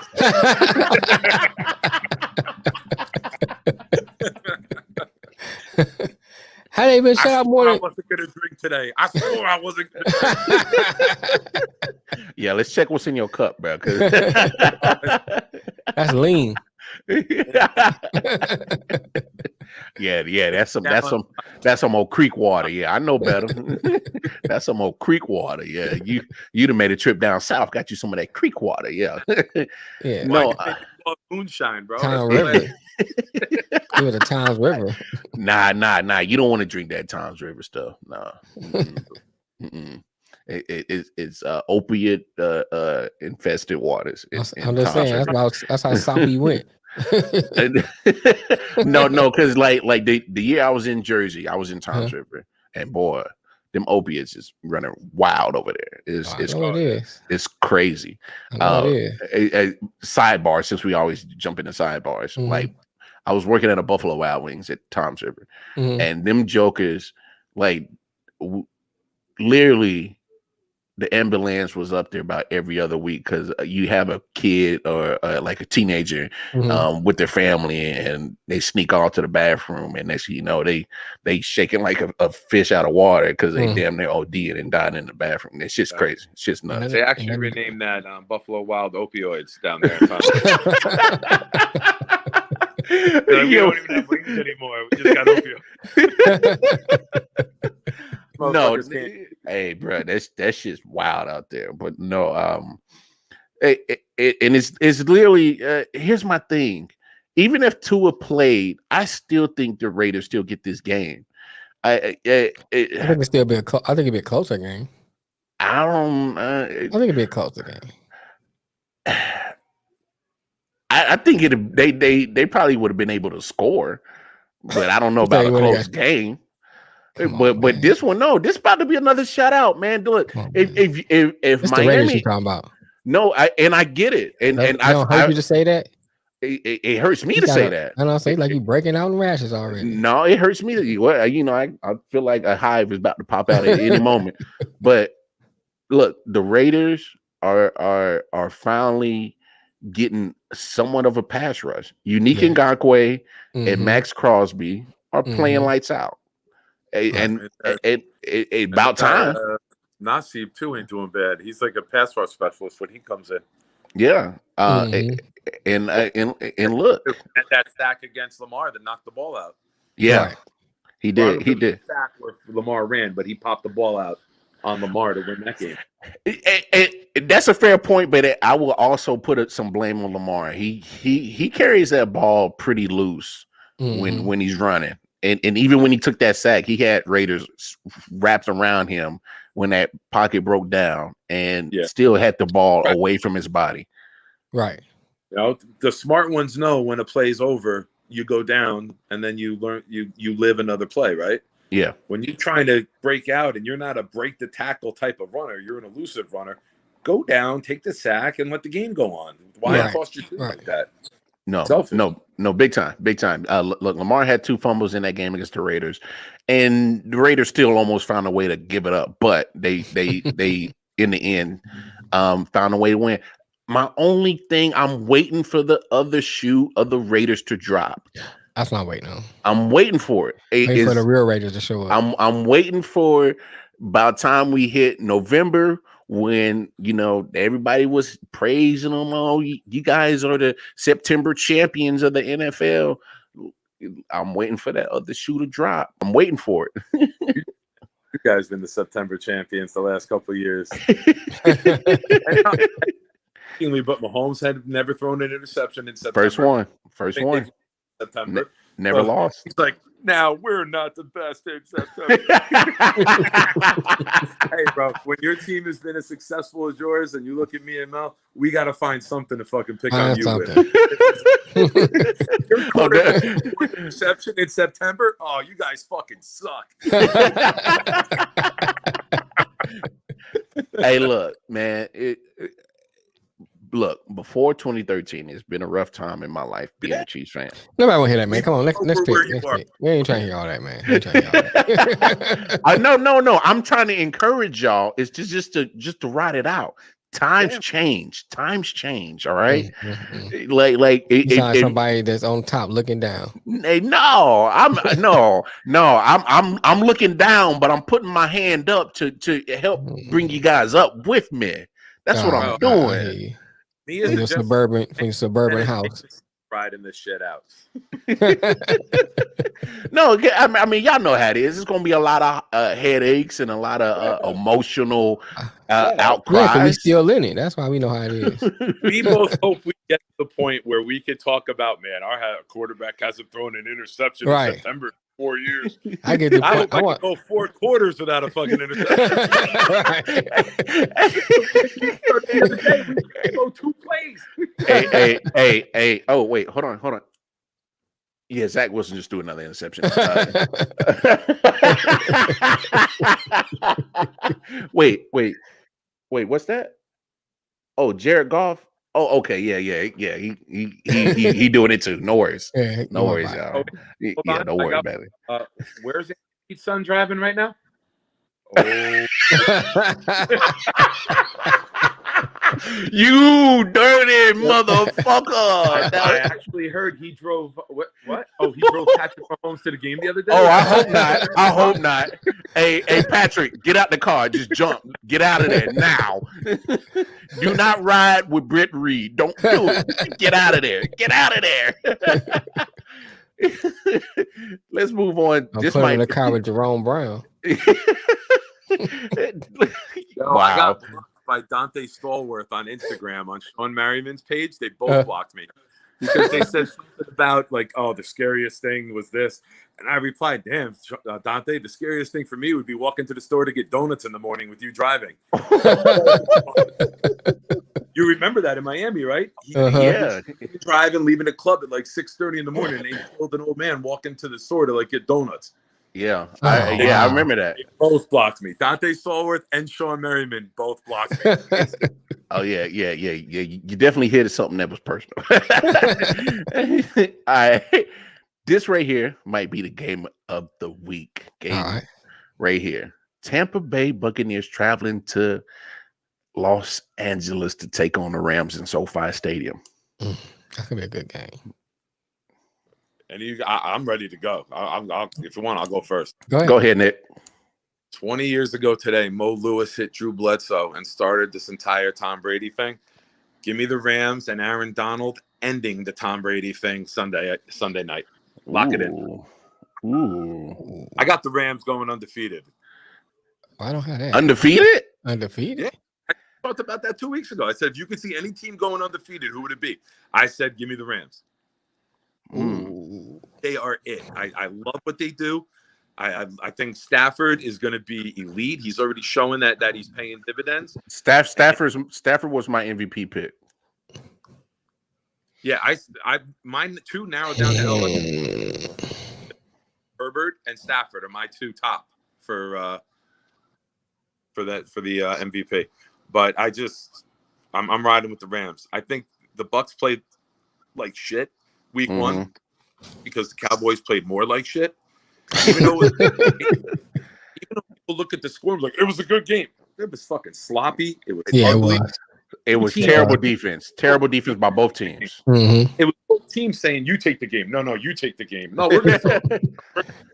No, we're not going to score for 2 quarters. No, we're not going to score for 2 quarters. It was sloppy. I mean, the score had a good ending, but the game was shit when you really look at it. Yeah. And I think the Rams are on right now, and I know the Bucs played the Bears. Who they beat last week? Who the Bucs? Was it Falcons? Atlanta. Here's the crazy thing. They were kicking the shit out of Atlanta, and Atlanta drugged their ass back in the game. And it wasn't until Matt Ryan threw 27, right? Like it was real close, and then Tampa Bay had 2 pick sixes. The same guy, I think his name is Mike Edwards, because Vita Vea got his hand up and batted 2 balls in the air. So that's Vita Vea though. Vita Vea was playing well. I mean, I was watching that game. It's a couple plays. They just got called for holding. He was pushing my man back into Matt Ryan. So I think that the Bucs defense played better than what it looked like on paper. But to Nick's point, the game was sloppy. It was very sloppy. And they almost went to bed against it. And the next game, tight scoring game with a good game. Right? If it's a tight scoring game, it's a good game. Right. So you got to look at the game and look at the execution of it. Right. Sometimes everyone's like, the game could be 16-13, and look at the Super Bowl with the Patriots and the Rams. Right. It was the worst QBR game in the history of QBR between Goff and Brady combined. It was the ugliest, sloppiest game. Overthrows, missed throws, drops. Right. Don't say it was a defensive game. Say what it was. It was shitty offense. Yeah. You know a good defensive game when you see it. Yeah. And you should know shitty offense when you see it. Yeah. And there's times where it gets confused. That Buccaneer Cowboy game, I thought was just shitty defense on both sides. And then there was times where it was shitty offense for long lengths at a time. Right. Until the last drive, right? Like the Cowboys fucked up winning that game. Cowboys should have won that game. They blew it. They blew it. I was gonna say, but I don't think the Rams are gonna blow it. I could see this game being 16-13, or I could see this game being 48-45, right? Right. You can see both of these quarterbacks going off, or you can see both of these defenses locking down, or anywhere in between. But this is a game that we're probably gonna see again, because I believe this should be the NFC Championship. Yep. Right. Bingo. Well, I'm gonna say is right. Right. Oh, we got a crazy storm here. And oh, really? Yeah. Wow. My sister texted her flight got canceled out of Newark. They were supposed to go visit her husband's boyfriend, or her husband's mother. Wow. It's Maybe we need to stop and talk about this. Don't ask. It's 2021, man. You can't. Yeah. You never know. But their flight was canceled. Somebody on the DL. That's all I'm saying. The power here. I'm a roll with the Rams on this one, and I know you don't want to translate last year's game with the Buccaneers and the Rams to this year, but the Rams were able to go into Tampa Bay with Jared Goff and get a win. Now you upgrade your quarterback, and they're on. I think I'm like you, Nick. The Rams are probably the most complete team in the NFL right now. I'm fascinated with them. Yeah, I really think they are built to perfection right now. Mm-hmm. And here's one thing about Tampa Bay that I'm not liking so far, and because I had the Buccaneers defense on my fantasy team. Luckily, they did good for me with the pick sixes last week, but that was fluke. But anyway, they're giving up a lot of yardage through the air. Mm-hmm. They are getting torched in the air. You can't run on them, but you can throw on them. Mm-hmm. And when you're in a passing league and you finally got a quarterback that can fling the rock and make all the throws, Cooper Kupp, he's going to get off. Right. Robert Woods is going to get off. And old man Deshaun Jackson still got enough burst in his legs to take the top off. And you got Van Jefferson too, who can get deep. Yes. Mm-hmm. So Rams can put a drive on you, or they can strike in one play. Yes, they can. Right. Rams got this. That Bucks pass defense is absolutely terrible right now. That Bucks pass defense is terrible. And the memes are going to be great Sunday night and Monday. This is going to be another one of the games where Brady flips out on his teammates and he's caught doing it on camera, because when you're going against the Bucks and the Cowboys and the Falcons defenses, you could put up points. You're not stressing it, right? You got that look of confidence on the sideline. When you got Donald eating your ass, coming up the gap every play, trying to force one to Evans or Godwin, and Ramsey's there, you can look really bad really quickly. And I'm looking forward to this game, to watching it as a fan. Yeah. I'm going to say this. So, a couple of things I was going to say. Week 1 and week 2, Tampa Bay didn't look good. Defensive-wise or offensive-wise? Really both. They look better week 2 defensively. Week 1, they looked horrible offense and defense. I mean, they have flashes here and there, but as complete, especially you look at last year at the end of that stretch they went on, they looked like they was unstoppable. And that's what you expected to see week 1 and week 2. Mm-hmm. Then I look at the fact that Godwin is always subject to drop a pass. Yeah. He's subject to drop a pass. He's good for dropping like wide open third. Right, he's good for dropping a pass. When you play on a team like the Rams, you got to take advantage of every opportunity you get. On the other side, dealing with, I've seen Stafford play a lot. Stafford's one of those quarterbacks. He can throw a pick and come back and throw 2 touchdowns afterwards. And that's one of the things I think the Rams have an advantage on. Then you got Aaron Donald, and one intangible thing people don't look at. You may not get a sack, but if he's up in your face constantly all the time, that's disrupting your pass rhythm. And Brady's not mobile. And Brady is not that mobile. No, he'll go down. He will go down. He'll just go down. He'll take a sack. Brady and Eli Manning are the same guy, right? If they don't leave the pocket, right. I'm saying they don't leave the pocket. They'll rather just they'll go down and live to play another play. They'll take, even if you're not hitting them, they're like, oh shit, I don't even want to try. Right. Right. And I think that's the intangible people overlook, like players like Aaron Donald. When that player is pushing that offensive line back constantly up in that quarterback's face, that's disruptive. That's sometimes even better than sacks. It is. And you're throwing this long-haired ginger at Aaron Donald on Sunday? Fuck that. Right. Jensen, whatever his name is. Yeah. Ginger boy, whatever. Right. You got Jensen and Cap at guard and center that's going to try to stop Aaron Donald. Right. But having said all that, because both of y'all picked the Rams, I'm going Bucks.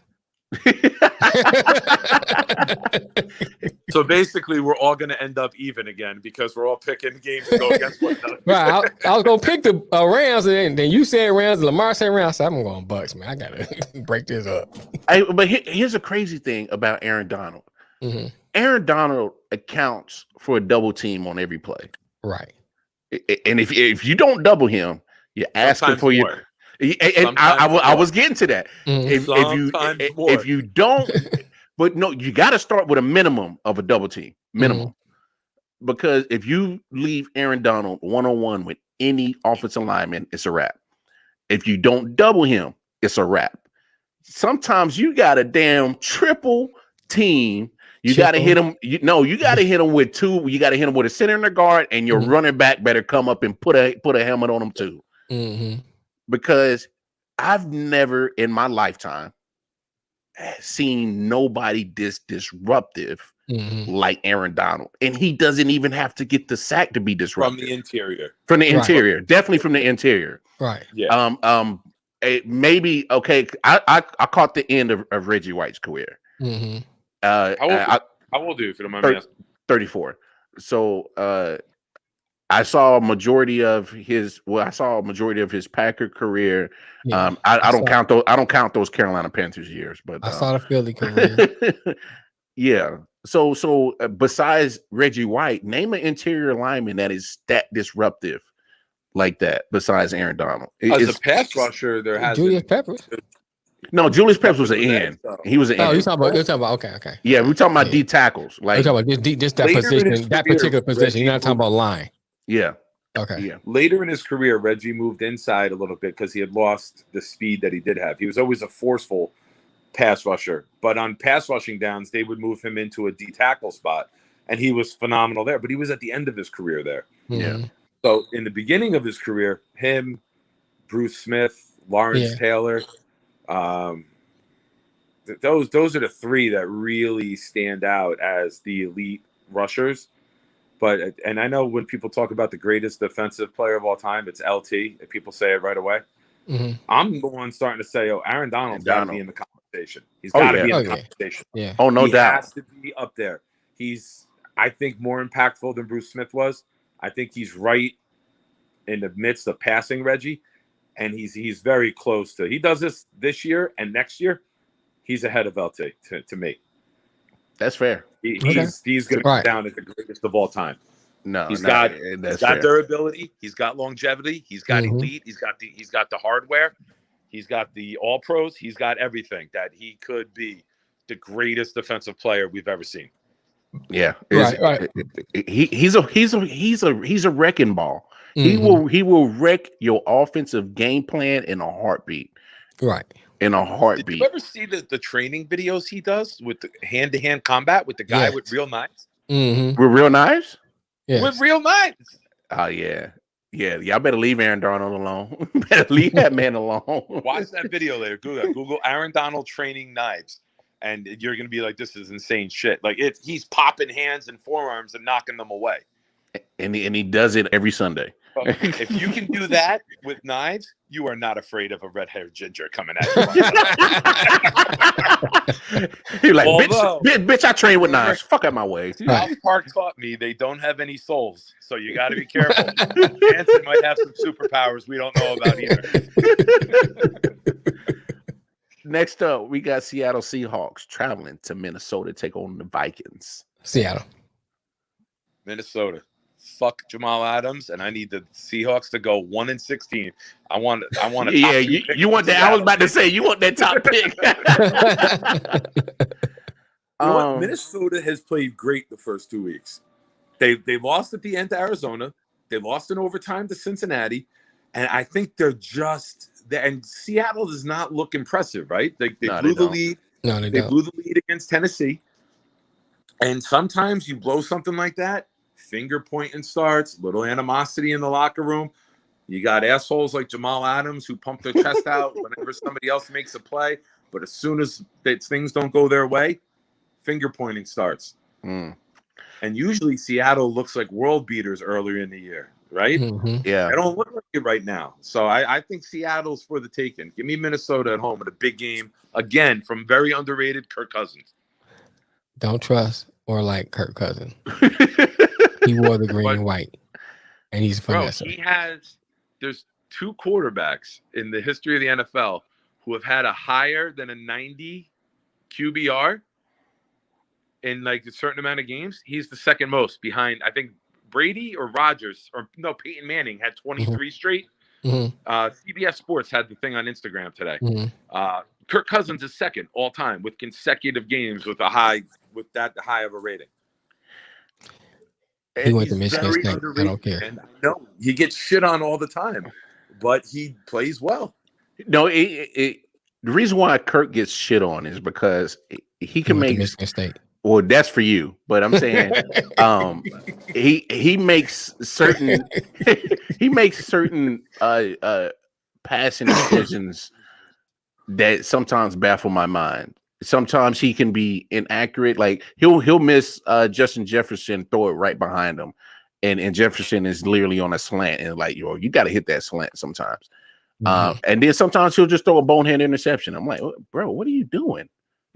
But and I'm not gonna shit on Kirk Cousins too bad because I think he's better than probably half the quarterbacks starting right now. I would probably put Kirk Cousins round 16, 17. 16, 17. That's fair. He's more than serviceable, and he does what they need to do, right? Yeah, Dalvin Cook is your main guy.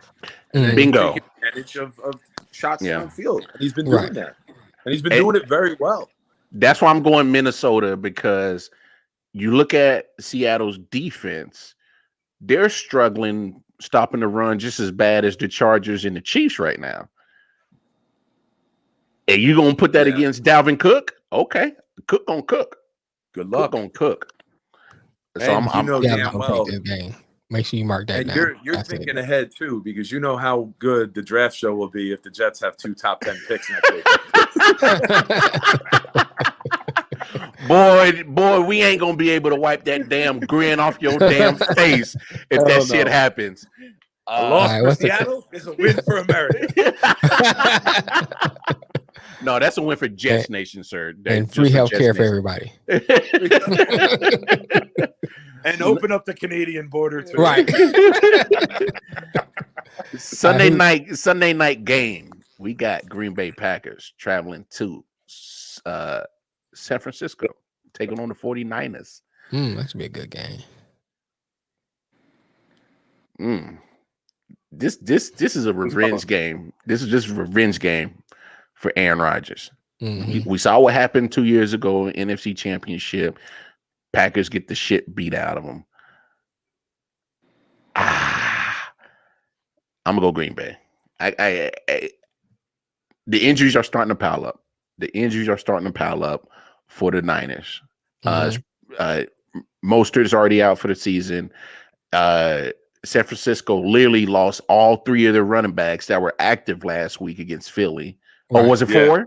Was it 4? They lost Mostert and then they lost all 3. So it's 4 total. Yeah. And all 3 guys that got hurt against Philly last week are uncertain for this game this week. So you take away what Kyle Shanahan likes to do. He likes to run the ball. Who's running the ball now? And if you can't run the ball, Jimmy G doesn't look like Jimmy G. He looks like Jim. Injured? Oh, well, no. Ineffective. Okay. Ineffective, sir. It's James. Jimmy's the cool name. James is who we're going to say. Yeah, I got to go Green Bay. I just don't like the injuries piling up for San Francisco. It's killing their game plan, especially with San Francisco being a run first team, and Jimmy G plays off the run game with the play action with the bootleg, and nobody's going to fall for a bootleg or play action knowing that you don't have an effective running game right now. I just don't see it. All right, you got me. I'll say, got me. All right, Mm-hmm. I will. I'm not impressed with the Green Bay defense so far. No, you're right. Because the first week they gave up, even though it was short field a lot, they gave up 35 to the Saints. And then they were even with Detroit at halftime. If they had a credible running back, I would take the Niners. But Rodgers in primetime, he's a dick, right? Like he wants to be a dick. Even after he wins a game, he's like, hey, this should shut the trolls up for a little bit. He likes to send messages because he feeds into all this shit. He's a drama queen. Right. National television, Aaron Rodgers, I don't see him laying an egg until January on national TV. So give me the pass. I'm going with Gina. I'm going 49ers. Wow. Nice. You really really trying to mess up these standards. You really going for it. Yo, I hope you have a parachute, man, because you're being I'm like Tom Petty out here. Hey, bro. I know you want to get back in the standards, man. You got it? I got that. Really? Very well done, sir. I appreciate that. I just got that. I just got the reference. Monday Night Football, Philadelphia Eagles traveling to Dallas, taking on the Cowboys. I'm interested to see what y'all gonna say on this one. I'm gonna use one of my old New England Patriot lines when they played Miami. I would say the only way I win in this game is if there's a suicide bomber. Like, this is one of those games where you don't give a shit. Like, you just want to see them beat the shit out of each other because you don't like either fan, right? Nobody likes either of these fan bases. No, I could care less about either one of them. I will say give me Dallas just because I have Dak as my quarterback in 2 money leagues. So I will go with where my money is, and my money's on Dak being successful. I will not be upset if Philly wins this, though. Lamar? I'll say this. Jalen Hurts hasn't looked bad. No. What I think is the key to this game is if Dallas repeats the performance that they did last week. And that's not and that is not having Dak throw the ball 50 plus times like he did against Tampa Bay. I thought you meant bringing the same referees with them. Well, they better hope. But look, Tony Pollard, in my opinion, should see more touches than Zeke. I agree. In my opinion, I agree.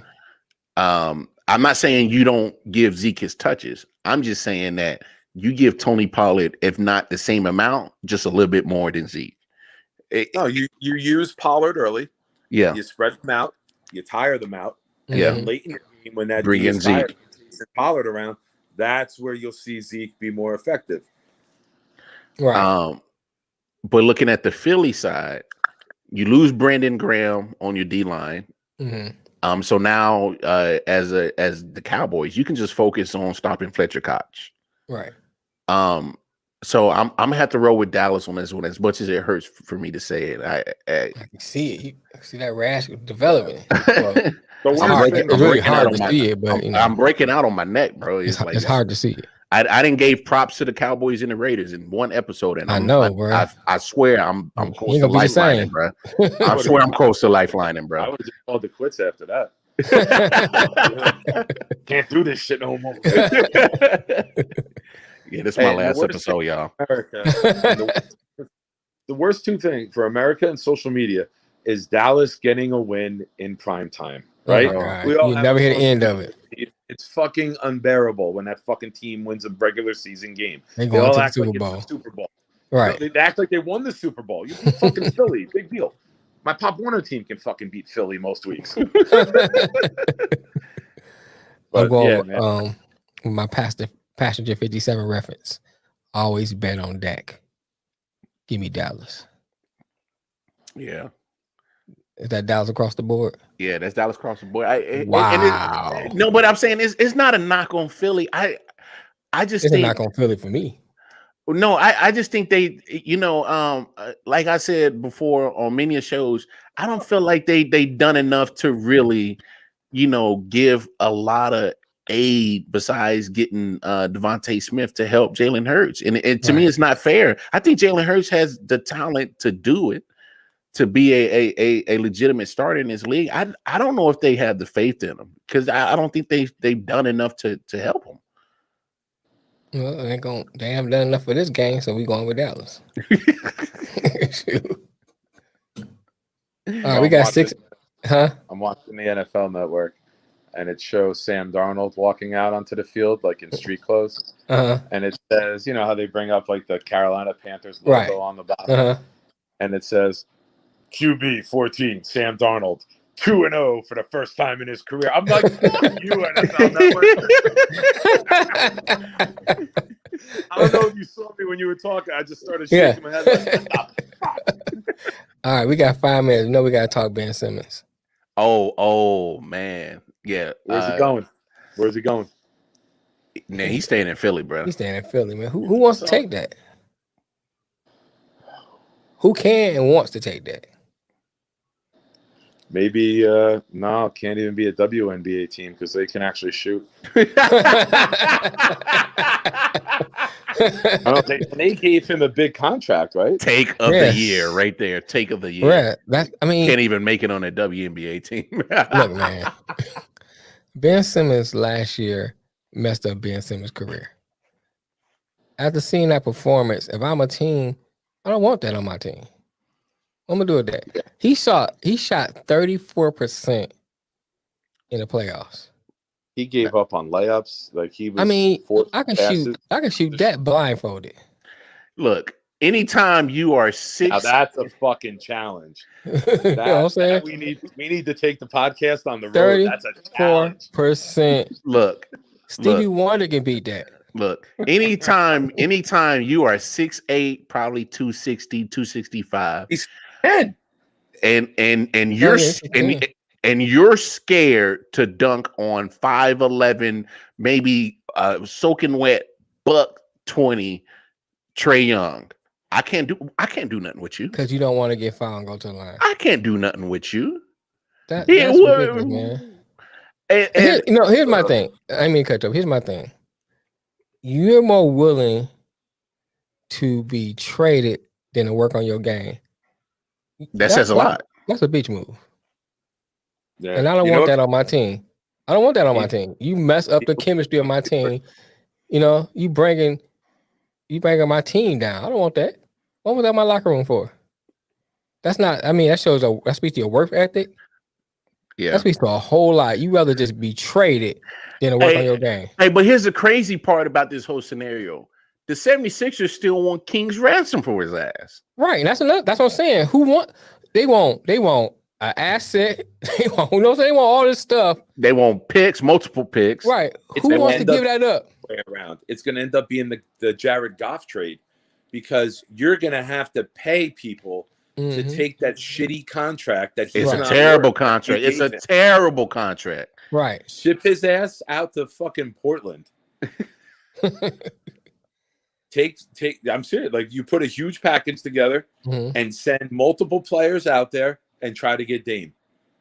Well, if you Portland, would you take that? Portland, it's Portland. Come on, man. What is Portland? First of all, hold on, Nick. What is Portland doing with Dame?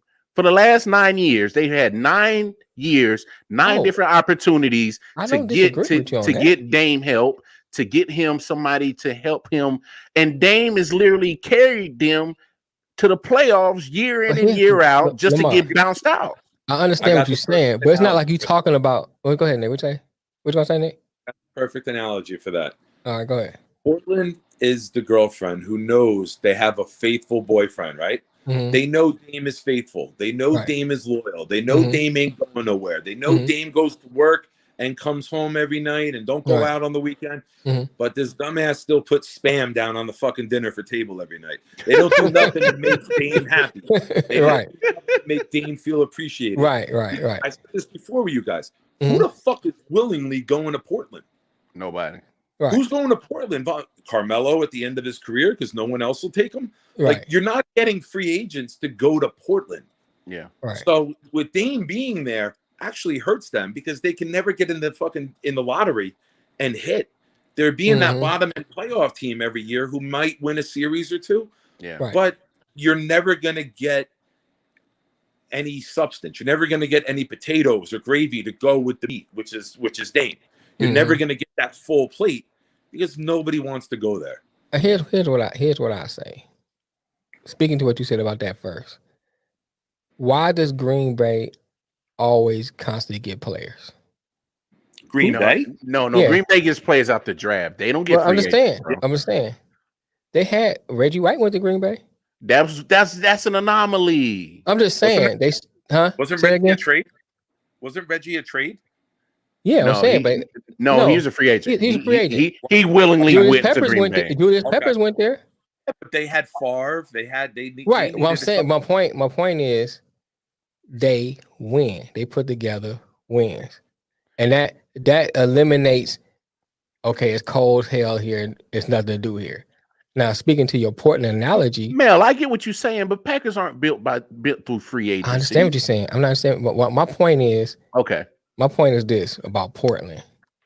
There's nothing you can do about the fact nobody wants to go to Portland. You can't change that if you're Portland. Yeah, that's it. It's done. That's it. That's not going to be that strike against you. Period. So now you have to figure out a way to get people there. So what if you was winning with Dame or doing things to put around Dame? People will come because people rent. Ultimately, people wants to win. Hookers. So wait, whatever. Hookers in the contract, right? Hookers and coke. That's the only way you're gonna come out here, right? But my point is, my point is to that is that I just it's the organization. It's the organization's fault. Sorry, honey, gotta go to Portland. Right, go to Portland. I'm single, bro. There ain't no apologies. Just lock the door. I'll be back in a bit. I mean, here's the thing. Think about ATL years ago, right? And think about what it looks like now. They built something in ATL. ATL was just as south as Montgomery, Alabama, years ago. You know, they took time to build something there. So my point is, Portland needs to build something there that people will want to come. As a city and as an organization. I mean, you think about you're not going to get that. That's why Seattle left Seattle, because you couldn't get anybody to go to the Pacific Northwest in the winter when it's dark and dingy and rainy and snowing and cold all the time. You're not going to get anybody to go out there. But your point with the Packers, you can hit at the end of the first round, the second, third, fourth, and fifth. A couple of years ago, the Packers had 45 of the 53-man roster were drafted by the Packers. That was unheard of in a free agency era. Right. With the NBA, it's very rare, unless you're San Antonio, to find guys who end up being stars. They're an anomaly too. The first round, or guys in the second round. Right. You got to get that lottery pick if you're going to be good in the NBA. It's why Cleveland never got good with LeBron. When did they get up? They drafted Kyrie when LeBron left. They had the other guy, Wiggins, that they drafted when LeBron left. But it's very, very hard in the NBA to get good in the draft unless you are a top 3 pick. Right. And then speaking to the other thing about the trade for being for Dame, I don't think that works either. Now, it'd be different if you were getting Embiid. That's something you can build around. You can't build around Embiid. Yeah, you're gonna have to give up picks. You're gonna have to give what I'm saying? up probably Harris with it. Right. It's that's like you was getting like a player of Embiid's talent and skill set. Then you can kind of say, okay, I can get Dame for him. I can see making that trade because you can build something around quickly. Yeah. With that. Philly would Ben Simmons is liability. Oh yes, he's a liability. But that's what I'm saying. Like he'll never the Philly will never give up Joel Embiid.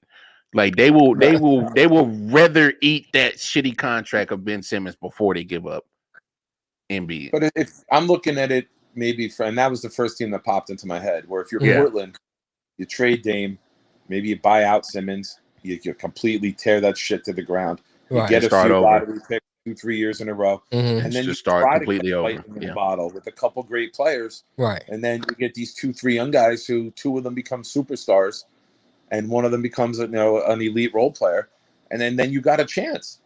But right now, you can't win shit out there. Right. What's up, Polar Knights? Yeah, I agree. But that was just my idea to try to help 2 teams. Hey, look. Ben might as well stay in Philly.